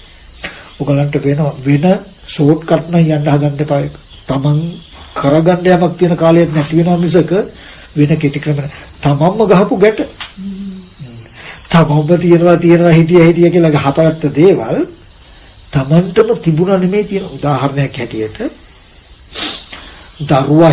දරුවා ඉන්නවා කියන හිතුවිල්ල ඕගලන්ට කවදාවත් නවත්තන්න බෑ. ඇයි මේ මනසත් හරියට කේලම් කියනවා වගේ ඒගාවට මහ පුදුම ප්‍රයෝග කරන්නේ. අපි හිතියෙත් නෑ ඉන්නවත් නෙමෙයි කිව්වහම නැත්නම් මොකද හිතපංගු මං උන්නම් ගිහිල්ලා පෙන්නන්න කියලා ගිහිල්ලත් පෙන්නන්න පුළුවන් මට්ටමක තියෙනවනේ කියලා ඉතියදිලා. ඒ ගියාමත් මේ ඉන්නේ දරුවා කියලා පෙන්නන්න පුළුවන් මට්ටමක තියෙනවනේ. නමුත් අපි හිතියත් නෙමෙයි ඉන්නවත් නෙමෙයි ඉන්නේද නැහැ කියලා මේ තුන් කාලෙම අපිට පෙන්වන්න පුළුවන් නම් අපේ මනසට නෑ ඔබ රැවට්ටුව මිසක ඇත්ත මේකයි කියනක අන්න එදාටයි මේ සංස්කාර සංසිඳෙන්නේ. ඒක මම මතක් කළේ දරුවා හිටියා හෝ දරුවා ඉන්නවා කියන තැනක හිත සිහි කරන ගානේ හිටියත් නෙමෙයි ඉන්නවත් නෙමෙයි ගිහිල්ලාද බලන්න බෑ කියන තැනකින් ඕගොල්ලන්ට පෙන්වන්න වෙනවා. පෙන්නීමෙන්මයි ඔක ගලවන්න වෙන්නේ. ඒකදී ඕගලන්ට පෙන්වන්න වෙනවා අතීතයේද දරුවෙක් හිටිය නෙමෙයි. ඒ කියන්නේ මනසේ දරුවෙක් ඉන්නවා කියන හැඟීම තියෙන්නේ මේක මොන විදිහටවත් ගැලවෙන්නේ ගලවන්න ඕනේ. මේ හැඟීම ඇත්ත පෙන්නලා. දරුවෙක් ඉන්නවා කියන හැඟීම තියෙද්දි නෑ. ඇත්තට මුනේ වෙච්ච සිද්ධිය පෙන්නන. ඇත්තට මුනේ කන බොන ආහාරයෙන් හැදුණු සතර මහා ධාතු රූපය ඇස් ඉදිරිපිටට එනකොට තමම උපමාවක් කරගෙන ටීවී එකේ වගේ පුද්ගල නොවන රූපයක්. ඇස් ඉදිරිපිටට එනකොට මේ මගේ දරුවානේ කියලා හිතුවාම මේ හිතපු එකයි පෙනුන එකයි දෙකම එකට ගැට ගහලා නේද මේ දැනුම හදාගත්තේ. ඔන්න දැන් දැනුම හැදුණු පැත්තේ බලනකොට දරුවා කියලා දැනුමක් Taman තුළ හැදිලා තියෙනවා. හැබැයි තිබිලා නැහැ කියන එක පේනවා. මොකද ඇස් ඉදිරිපිට රූපය ආවහම මේ මගේ දරුවානේ කියලා හිතලා හිතපු එකයි පෙනුණු දේ දෙකම එකට ගැට ගහලා මේ දැනුම ඇති උනේ කියලා පෙන්වුවාම හිතියා නෙමෙයි හැදුන හැටි පෙන්නකොට මේ මෙන්න මෙහෙම වෙලා තියෙනවා. දැන් දරුවා කියලා සිහි කරනකොටත් බාහිර තියෙන අනාත්ම රූපයක් නේද කියලා සිහි කරන එක මනසේ තියෙන්නේ මෙහෙමයි කියලා දෙපැත්ත පෙන්වන්න වෙනවා. බලන්න කියලා ගියෝ. එහෙනම් දරුවා බලන්න පුළුවන් නේ කියන තරකින් කෙලෙසේ දෙනවා. බලන්න කියලා ගියොත් වෙන්නේ කන බොන ආහාරයෙන් ඇතුළු සතර මහා ධාතු රූපය ඇස් ඉදිරිපිටට එයි. එනකොටම දැන් මේ දරුවා කියලා සිහි කරන්න පුළුවන්කම අර රූපේ දකිනකොට මම සිහි කරගන්න එක නේද වෙන්නේ. ඒ රූපේ දරුවා නෙමෙයි. ඒ රූපේ දකිනකොටම දැන් දරුවා කියලා මේ සිහි කරන්න පුළුවන් හැකියාව අවදි කරගන්න එක වෙනවා. ඔකට තමයි ඔක ලස්සනට පෙන්වනවා බුදුරජාණන් වහන්සේ මහා කත්තර මහ රහතන් වහන්සේ මදුපිණ්ඩික සූත්‍රය. එකපාරක් ඇහින් දැකපු රූපයට හිතුවාම අතීත අනාගත වර්තමාන කියන තුන් කාලෙ මේ ප්‍රපංච සංඥාවෙන් යව යට කරනවා කියලා. අතීතයේදී ඇස් ඉදිරියට ආපු රූපයට ප්‍රපංච සංඥාවක් හදාගත්ත හැටි දැන් ප්‍රපංච සංඥාවම සිහි කරන හැටි අනාගතයට බලන්න ගියාම රූපේ දකිනකොට මේ අත්දැකීම සිහි කරගන්න හැටි. අතීතයේ අනාගත වර්තමාන කියන තුන් කාලෙම සිහි කරන්න පුළුවන් පුද්ගලයා හදාගත්තේ සිහි කරන්න පුළුවන්කම තියෙන අවදි කරගන්නේ තමන්ගේ පැත්තෙන්. අතීත අනාගත වර්තමාන කියන තුන් කාලෙම සිද්ධ පිට ඇවිල්ලා තියෙන රූපය සමානව අනාත්මයි. ඔක පෙන්නනවා. පෙවුනහම පේන්නේ නැහනේ. ඒ හිත තමයි චිත්ත සමාධිය වුනේ. සමාධිය වඩන්න අමාරුයිනේ. ඒ හිත තමයි සීලය වෙන කාය වචන දෙක සංවර කර. කාය වචන දෙක සංවර කරගෙන ටික ටික හිත වඩ දරුවා අම්මා තාත්තා දුව පුතා කියලා සිහි වෙනකොට සිහි වෙන වාරයක් ගන්න හිතියත් නෙමෙයි ඉන්නවත් නෙමෙයි කියන එක ටික ටික පෙන්වන්න ඕනේ. එකපාරට පෙන්න හිත වඩන්න. හිත වඩ පෙන්වන්න. එතකොට තමන්ගේ මනසේ ඇති බවට සිහි වෙනවා. හැබැයි සිහි වෙන දෙයට සාක්ෂි නැහැ. බාහිර කෙනෙක්ව සිහි කෙරුවට තමන්ටම ප්‍රශ්නයක් තියෙනවා. කෙනා කියන කෙස්ද ලොම්ද නියද හැමද මස්ත සසදින රූපෙට. දැන් කෙනා කියලා දේශප්‍රිය මහත්තයා කියලා හිතනකොට මම විමර්ශන නුවණින් පෙන්වන්නේ නැත්තම් කෝ දේශප්‍රිය මහත්තයා මේ ඉන්නේ කියලා රූපෙ පෙන්වනවා. පෙන්නපු ගමන් පිළිගන්නවා. එතකොට අදහසයි රූපය දෙක එකට සම්බන්ධ වෙච්ච ගමන් જાති. කෙලෙසිය ස්කන්ධය සම්බන්ධ වෙච්ච ගමන්. දැන් දේශප්‍රිය මහත්තයා කියනකොට කවුද දේශප්‍රිය මහත්තයා? රූපේ. රූපේ කියන්නේ කෙස්ද දේශප්‍රිය මහත්තයා කියන්නේ ලොම්ද නියද තද්දහම මැච් වෙන්නේ. බහලන්න බෑ. පස්සට එනවා. ඔහොම පෙන්නකොට මේ ගතිය මේ රූපෙට බහලන්න බැරි වෙනකොට මෙතන තියෙන ඇත්ත ටික ටික එනවා. මෙයා ටික ටික පස්සට යනවා.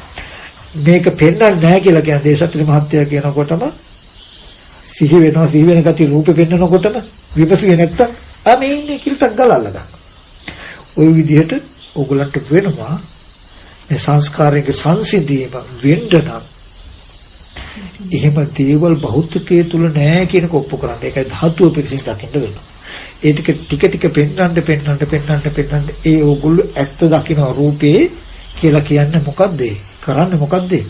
සංස්කාරයක සංසිඳීම වෙන්නේ. නිවන් දකින්නවා කියලා කියන්නේ වෙන මොකද නෙමෙයි. තියනවා කියන ප්‍රපංච නිමිති එකින් එක ගැලවිලා යනවා. අපේ අඩු වෙනවා. මේ නිමිති අඩු වෙයි කියලා අපි දන්නේ. මෙහෙමයි අඩු කරන්න කියලා දන්නේ. මේ සංසිඳුණු දවසට නිවන කියන්නේ කියලා අපි දන්නේ. ඒ හින්දාම අපි මේ ප්‍රතිපදාවෙන් අහකට ගිහින් මෙච්චර භාවනා කරනකො අපි නිවන නැහැනේ නිවන් දකින්න නැහැනේ කියන තැනකින් තමයි ඉන්නේ ඔක්කොම. වෙනවා දන්නවා නමුත් මේ න්‍යායයක් හඳුනගන්න. ඉතින් ඔය ටික තමයි කියලා දෙන්න තියෙන තව කොටස් තියෙන ප්‍රශ්න. මම හන්නේ අපි දන්නා දැනගන්න කොටස නැත්නම් දන්නා නුවණ දිගින් දිගට වඩාගෙන යාම විසාද මේ වෙලා තියෙන එක දක්න මොනවද දන්නවද? මේ දුකට හේතුව මේකයි කියලා අපි දන්න මට්ටම විවිධ ප්‍රදේශ විවිධ මාර්ග ඔස්සේ ලබා ගැනීම ඉන්නවා. අපිට යම් අදහසකුත් තියෙනවා මෙහෙම මේ විදිහට සත්පුද්ගල භාවයෙන් ගන්න නිසා දුක එන බව. හැබැයි ඒක කොයි විලාකවත් දක්න තැනකට ගෙනියන වැඩපිළිවෙලක් අපි යෙදලා නැහැ කියන එකද ඒ නිසා භාවිතා බහුලීකතා. ඒ දන්න දර්ශනේ භාවිතා කොට බොහෝ කොට භාවිතා නොකරන එකේ දෝෂය තියෙනවා. ඒක නොකර කොහෙත්ම කරන්න බෑ කියන එක දුන්නොත් බෑ. ඉතින් දෙහියද හිතේ හොඳට හිතන්නකො. ඔබතුමාම මේ රූපේ පුද්ගලයෙක් කියලා හිතුවනම් දැන් ඔබතුමාම රැවටෙනවා නම් ඒ නිසා පුද්ගල භාවයකුත් මනස තියෙන. ඉතින් ඕක පුද්ගලයෙක් නෙමෙයි කියන එක ඔබතුමාම පෙන්වුවොත් විතරම නම් මේක ගැලවෙන්නේ. ඒ ගෙවෙන්නේ. ඉතින් ඕක කරන්නේ ඈ උච්චතවතව විවිධ පැතිවලින් ඇහුවයි කියලා විවිධ පැතිකඩ වලින් ඇහුවා. අහලක් කවදාරි කරන්න වෙනවා. ඇහුවත් මොන හරි දෙයක් ඇහුවට හරියන්නේ. මේකට අදාළ දේ අහන්න ඕනේ. අහන්න පොඩි උපකාරයක් තියෙයි. හැබැයි මේ දර්ශනයට දර්ශන ගොඩක් වෙලා හරියන්නේ නැහැ. නිවන නම් නිවන කියන එක මෙන්න මේකයි කියලා ගත්තාම නිවන් ගොඩක් නැහැ. දුකේ නිවීම ගොඩක් නැහැ. එතකොට ප්‍රතිපදාවල් ගොඩක් නැහැ. ඒක නැවත නැවත කරන්නම වෙනවා. සීල සමාධියත් අත්‍යවශ්‍යයි. මේ අනික එක කොටසක් තියෙන කොච්චර ඇහුවත් හොඳට මතක තියාගන්න ඇහිමේ සීමාවෙන් යන්න පුළුවන් එක්තරා කොටසකට විතරයි. එක කොටසක් තියෙනවා අනිවාර්යයෙන්ම කළ යුතුමයි. තමන්ලා ගැටේ ගැහුවේ තමන්ම ලෙහා ගන්න වෙනවා පහින්. අන්න එතන මේ ස්වාමීන් වහන්සේ මම විමසුවේ.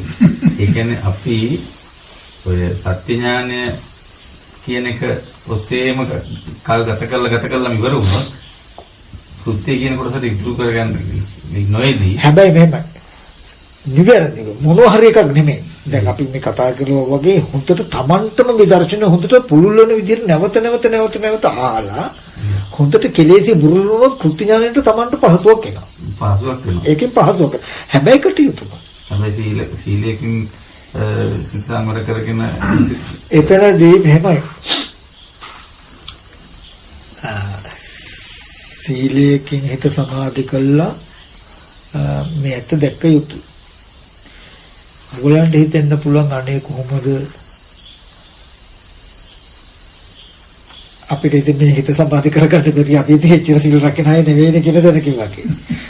නමුත් එහෙම හිතන්න එපා. බුදුරජාණන් වහන්සේ ඒකයි මේක අඩුම කළා පන්සිල් කියන තැනකින් පෙන්නලා කෙටියෙන් ගත්තාම සීලේක කෘත්‍යයක් තියෙනවා. සීලේක කෘත්‍ය කියන්නේ සීලෙන් කියන කෘත්‍ය විපලිසර නොවීම සඳහා. දැන් ආරියෂ්ඨාංග මාර්ගේ වඩන්න සුදුසු අන්තිම කෙනා හැටියට පෙන්නන්නේ. දැන් අපි ගත්තොත් මිච්ඡා ජීවය ගන්න. එතකොට මිච්ඡා ජීවය කියලා කියන්නේ මොකක්ද? මේ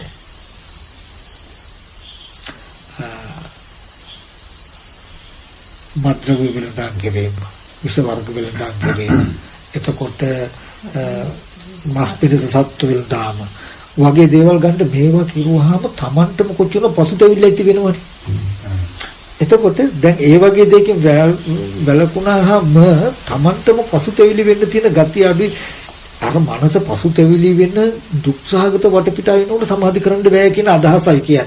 එහෙම නැතුව සාමාන්‍ය ඔබතුමා ඕගොල්ලෝ අතින් මොන හරි අඩුපාඩුවක් වෙච්ච සිද්ධියක් නිසා හිත සමාධි කරන්න බෑ කියන තැනකින් නෙමෙයි. උදාහරණයක් ඇටියට ගන්න මේ අඟුලිමහල් තෙරුණ වහන්සේ බණ ටික අහලා තේරෙන මට්ටමට එනකොට මේ පන්සිල් රැක හිටපු කෙනෙක් නෙමෙයි. ධර්මය අහනකොට සිල්වත් වෙනවා. උග්ග ගෘහපතිතුමා බණ එක බණපදය අහලා ඉවරනකොටම අනාගාමී ඵලයටපත් වුණා. අනාගාමී ඵලයටපත් වෙනකොට බණ ටික අහන්න බුදුරජාණන් වහන්සේ හම්බෙන්න යනකොට උගෙනටත් උග ගෘහපතිතුමා හොත්තටම රාබිලා වත්තලා තමයි හිටියේ. ඒකෙන් කියන්නේ ඔබේ පෙර සීලයක තිබුණු අඩුවක් මේ දැන් භ්‍රමචර්යාවට බලපානවා කියන එකකින් නෙමෙයි. මේ දැන් ඔබට පුළුවන් ඒ කොච්චර වැරදිද මේ දැන් ඔබට කය වචන දෙක වැරදි නොවන තැනට ටක් ගාලා හදාගෙන හිත සමාධි කරන තැනකට යන්න පුළුවන් නම් ඉතින් ඉතල පටන් ගන්න පුළුවන් කියන එකයි. කියන අතීතයේ අර සරකන් සක්‍යගේ වෙන්නත් නේ. ඒකෙදි ඒකේ පෙන්වන හොඳට මොකද්ද? මෙයා කොච්චර බණ අහලා හොඳට ධර්මය දන්න හැබැයි සුවාම වෙලා නැහැ. ඒත් දීලා තියෙනවා. දිව්වට 100න් ඉන්න වෙලාවට බණ හිතනවා. ඒ තියා දවසින් දවස වැඩි දියුණු වෙලා තියෙනවා මිසක ඒ බිව්වකම නිසා පිරිහිලා නැහැ. ඒකයි මේ ශාසනය අනිත් හැම එකටම වඩා වෙනස්. බුදුරජාණන් වහන්සේ දේශනා දුස්සීල පුද්ගලයෝ දෙන්නෙක් ඉන්නවා. එක්කෙනෙක් මරණයෙන් පස්සේ දුගතියකට යනවා, එක්කෙනෙක් මරණයෙන් පස්සේ චුට්ටක් දුගතියකට යන්නේ අභිවෘද්ධියකටපත් වෙනවා. දුස්සීලයි.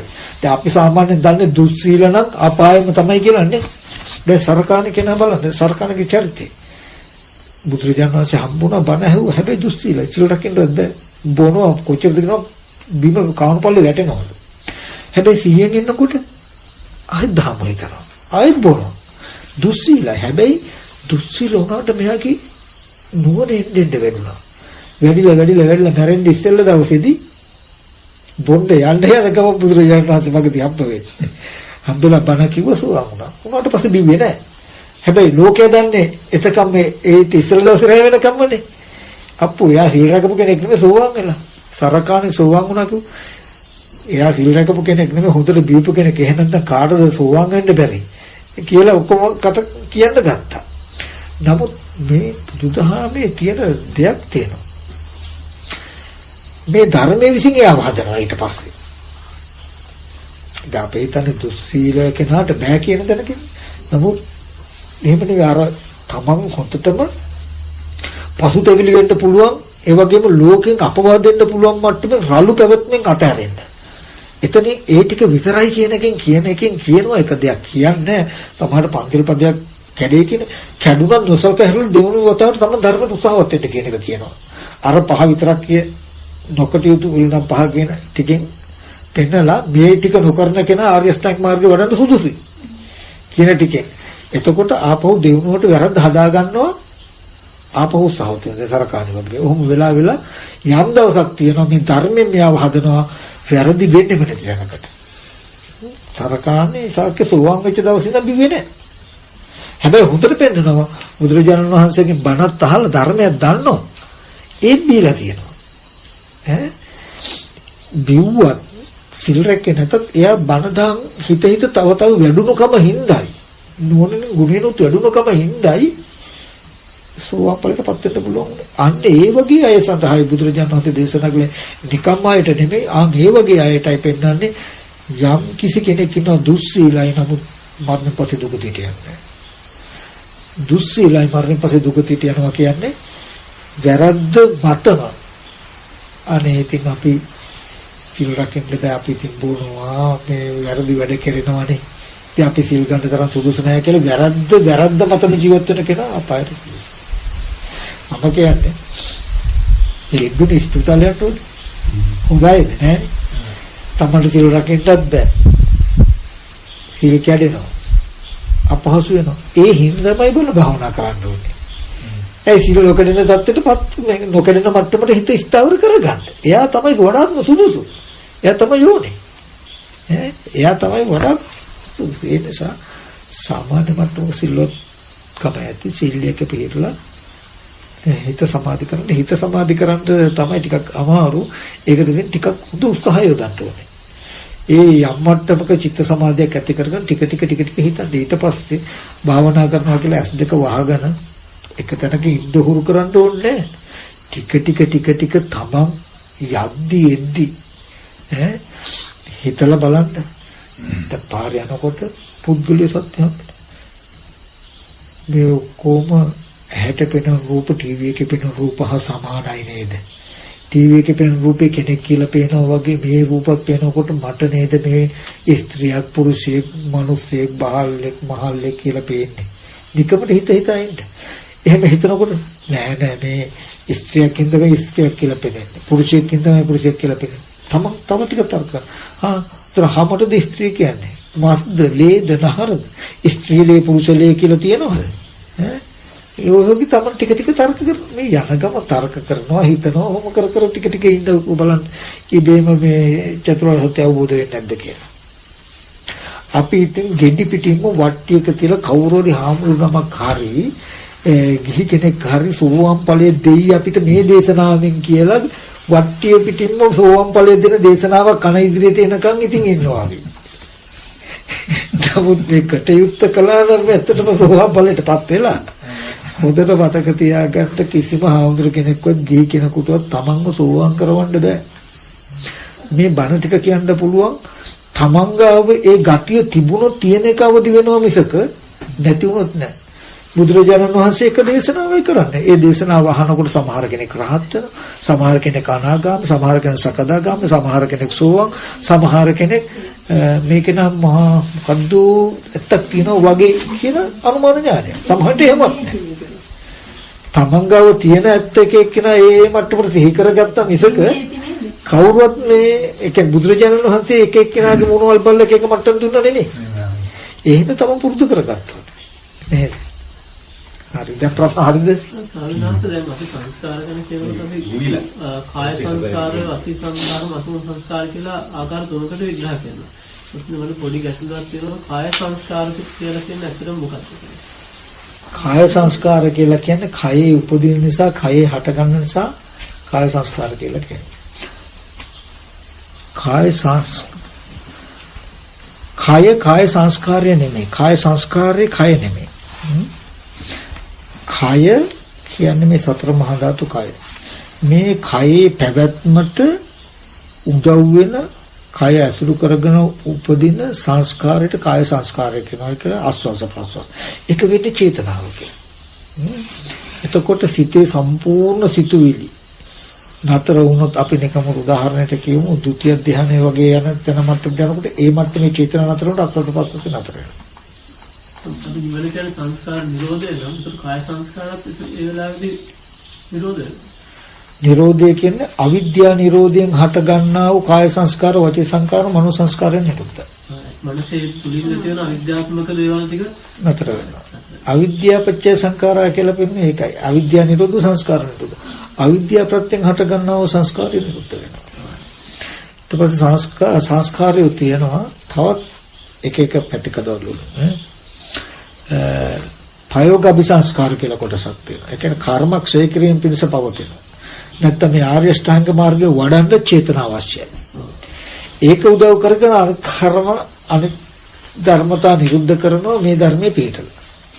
එතකොට මේ ධර්මයේ පැවැත්. ගාවට ආර්ය ශ්‍රාංග මාර්ගයේ වඩන කෙනාට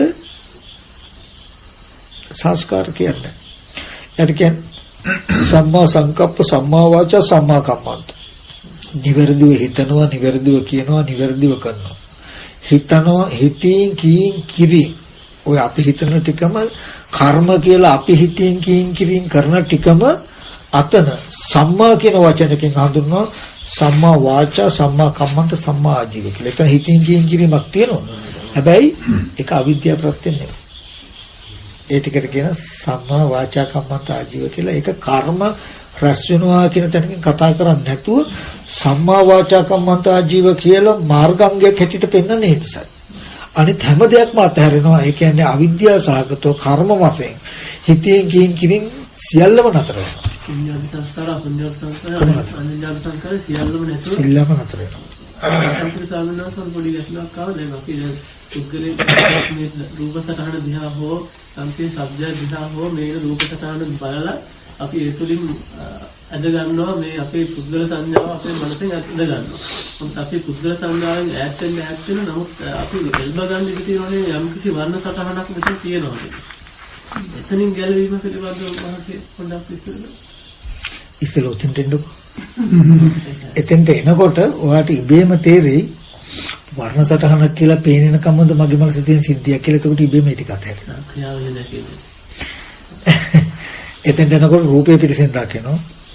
එතෙන්ට එනකොට රූපයක් පේනවා කියලා පේන්නේ අපිට සංඥාවක් කියන තැනට හඳුනා ගන්නවා. එතකොට සංඥාව කියන හඳුනා ගන්නකොට රූපය අතහැරෙනවා.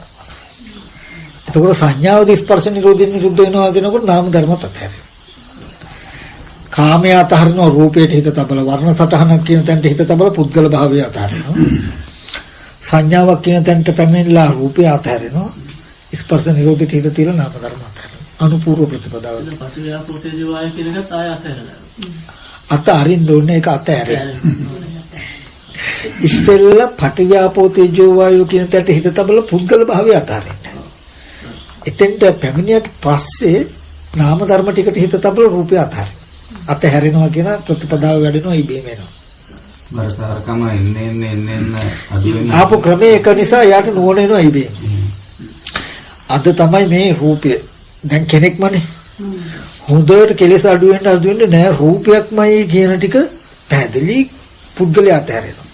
තව හිත වැඩෙන්න රූපේ පෙන්වන්නේ රූපය ආරම්භය හම්බෙන්නේ මට රූප සංඥාවක් නේ කියලා සංඥාව හඳුනා ගන්න රූපය කියන ගතිය අතහැරෙනවා. ඊට සංඥාව කියන එක ස්පර්ශ නිරුද්ධ වෙනකොට නිරුද්ධ වෙන මිසක තියනවා නෙමෙයි කියලා ස්පර්ශ නිරෝධේ නිවනයි කියන තැනකට දැස ගන්න දවසක්. එතකොට ඉතුරු වෙන්නේ බාහිර ඉඳලා අනුක්‍රමයෙන් ටික ආධ්‍යාත්මික පැත්තට. එහෙනම් ඔය ටික කරන්නකෝ බලන්න. හොඳයි එහෙනම් සාදු කියන්නකෝ. දැන් එහෙනම් මේ තුලින් පාල කරගත්තා මේ සියලුම කුසලයන් ලෝකයේ සම්බුද්ධ ශාසනයෙන් මේ පින්තුන්වත් මේ ගෙවල් දොර රැකී අධිෂ්ඨාන අධිකෘත ශාසනම උදිෂ්ඨකාරක සිල් දෙවියෝ මේ පින් අනුමෝදන් වෙත්වා. දිව්‍යංග දිවිසිරු වඩා වර්ධනය කරගෙන දිව්‍යපත්න බුද්ධික මුතුන් වනසන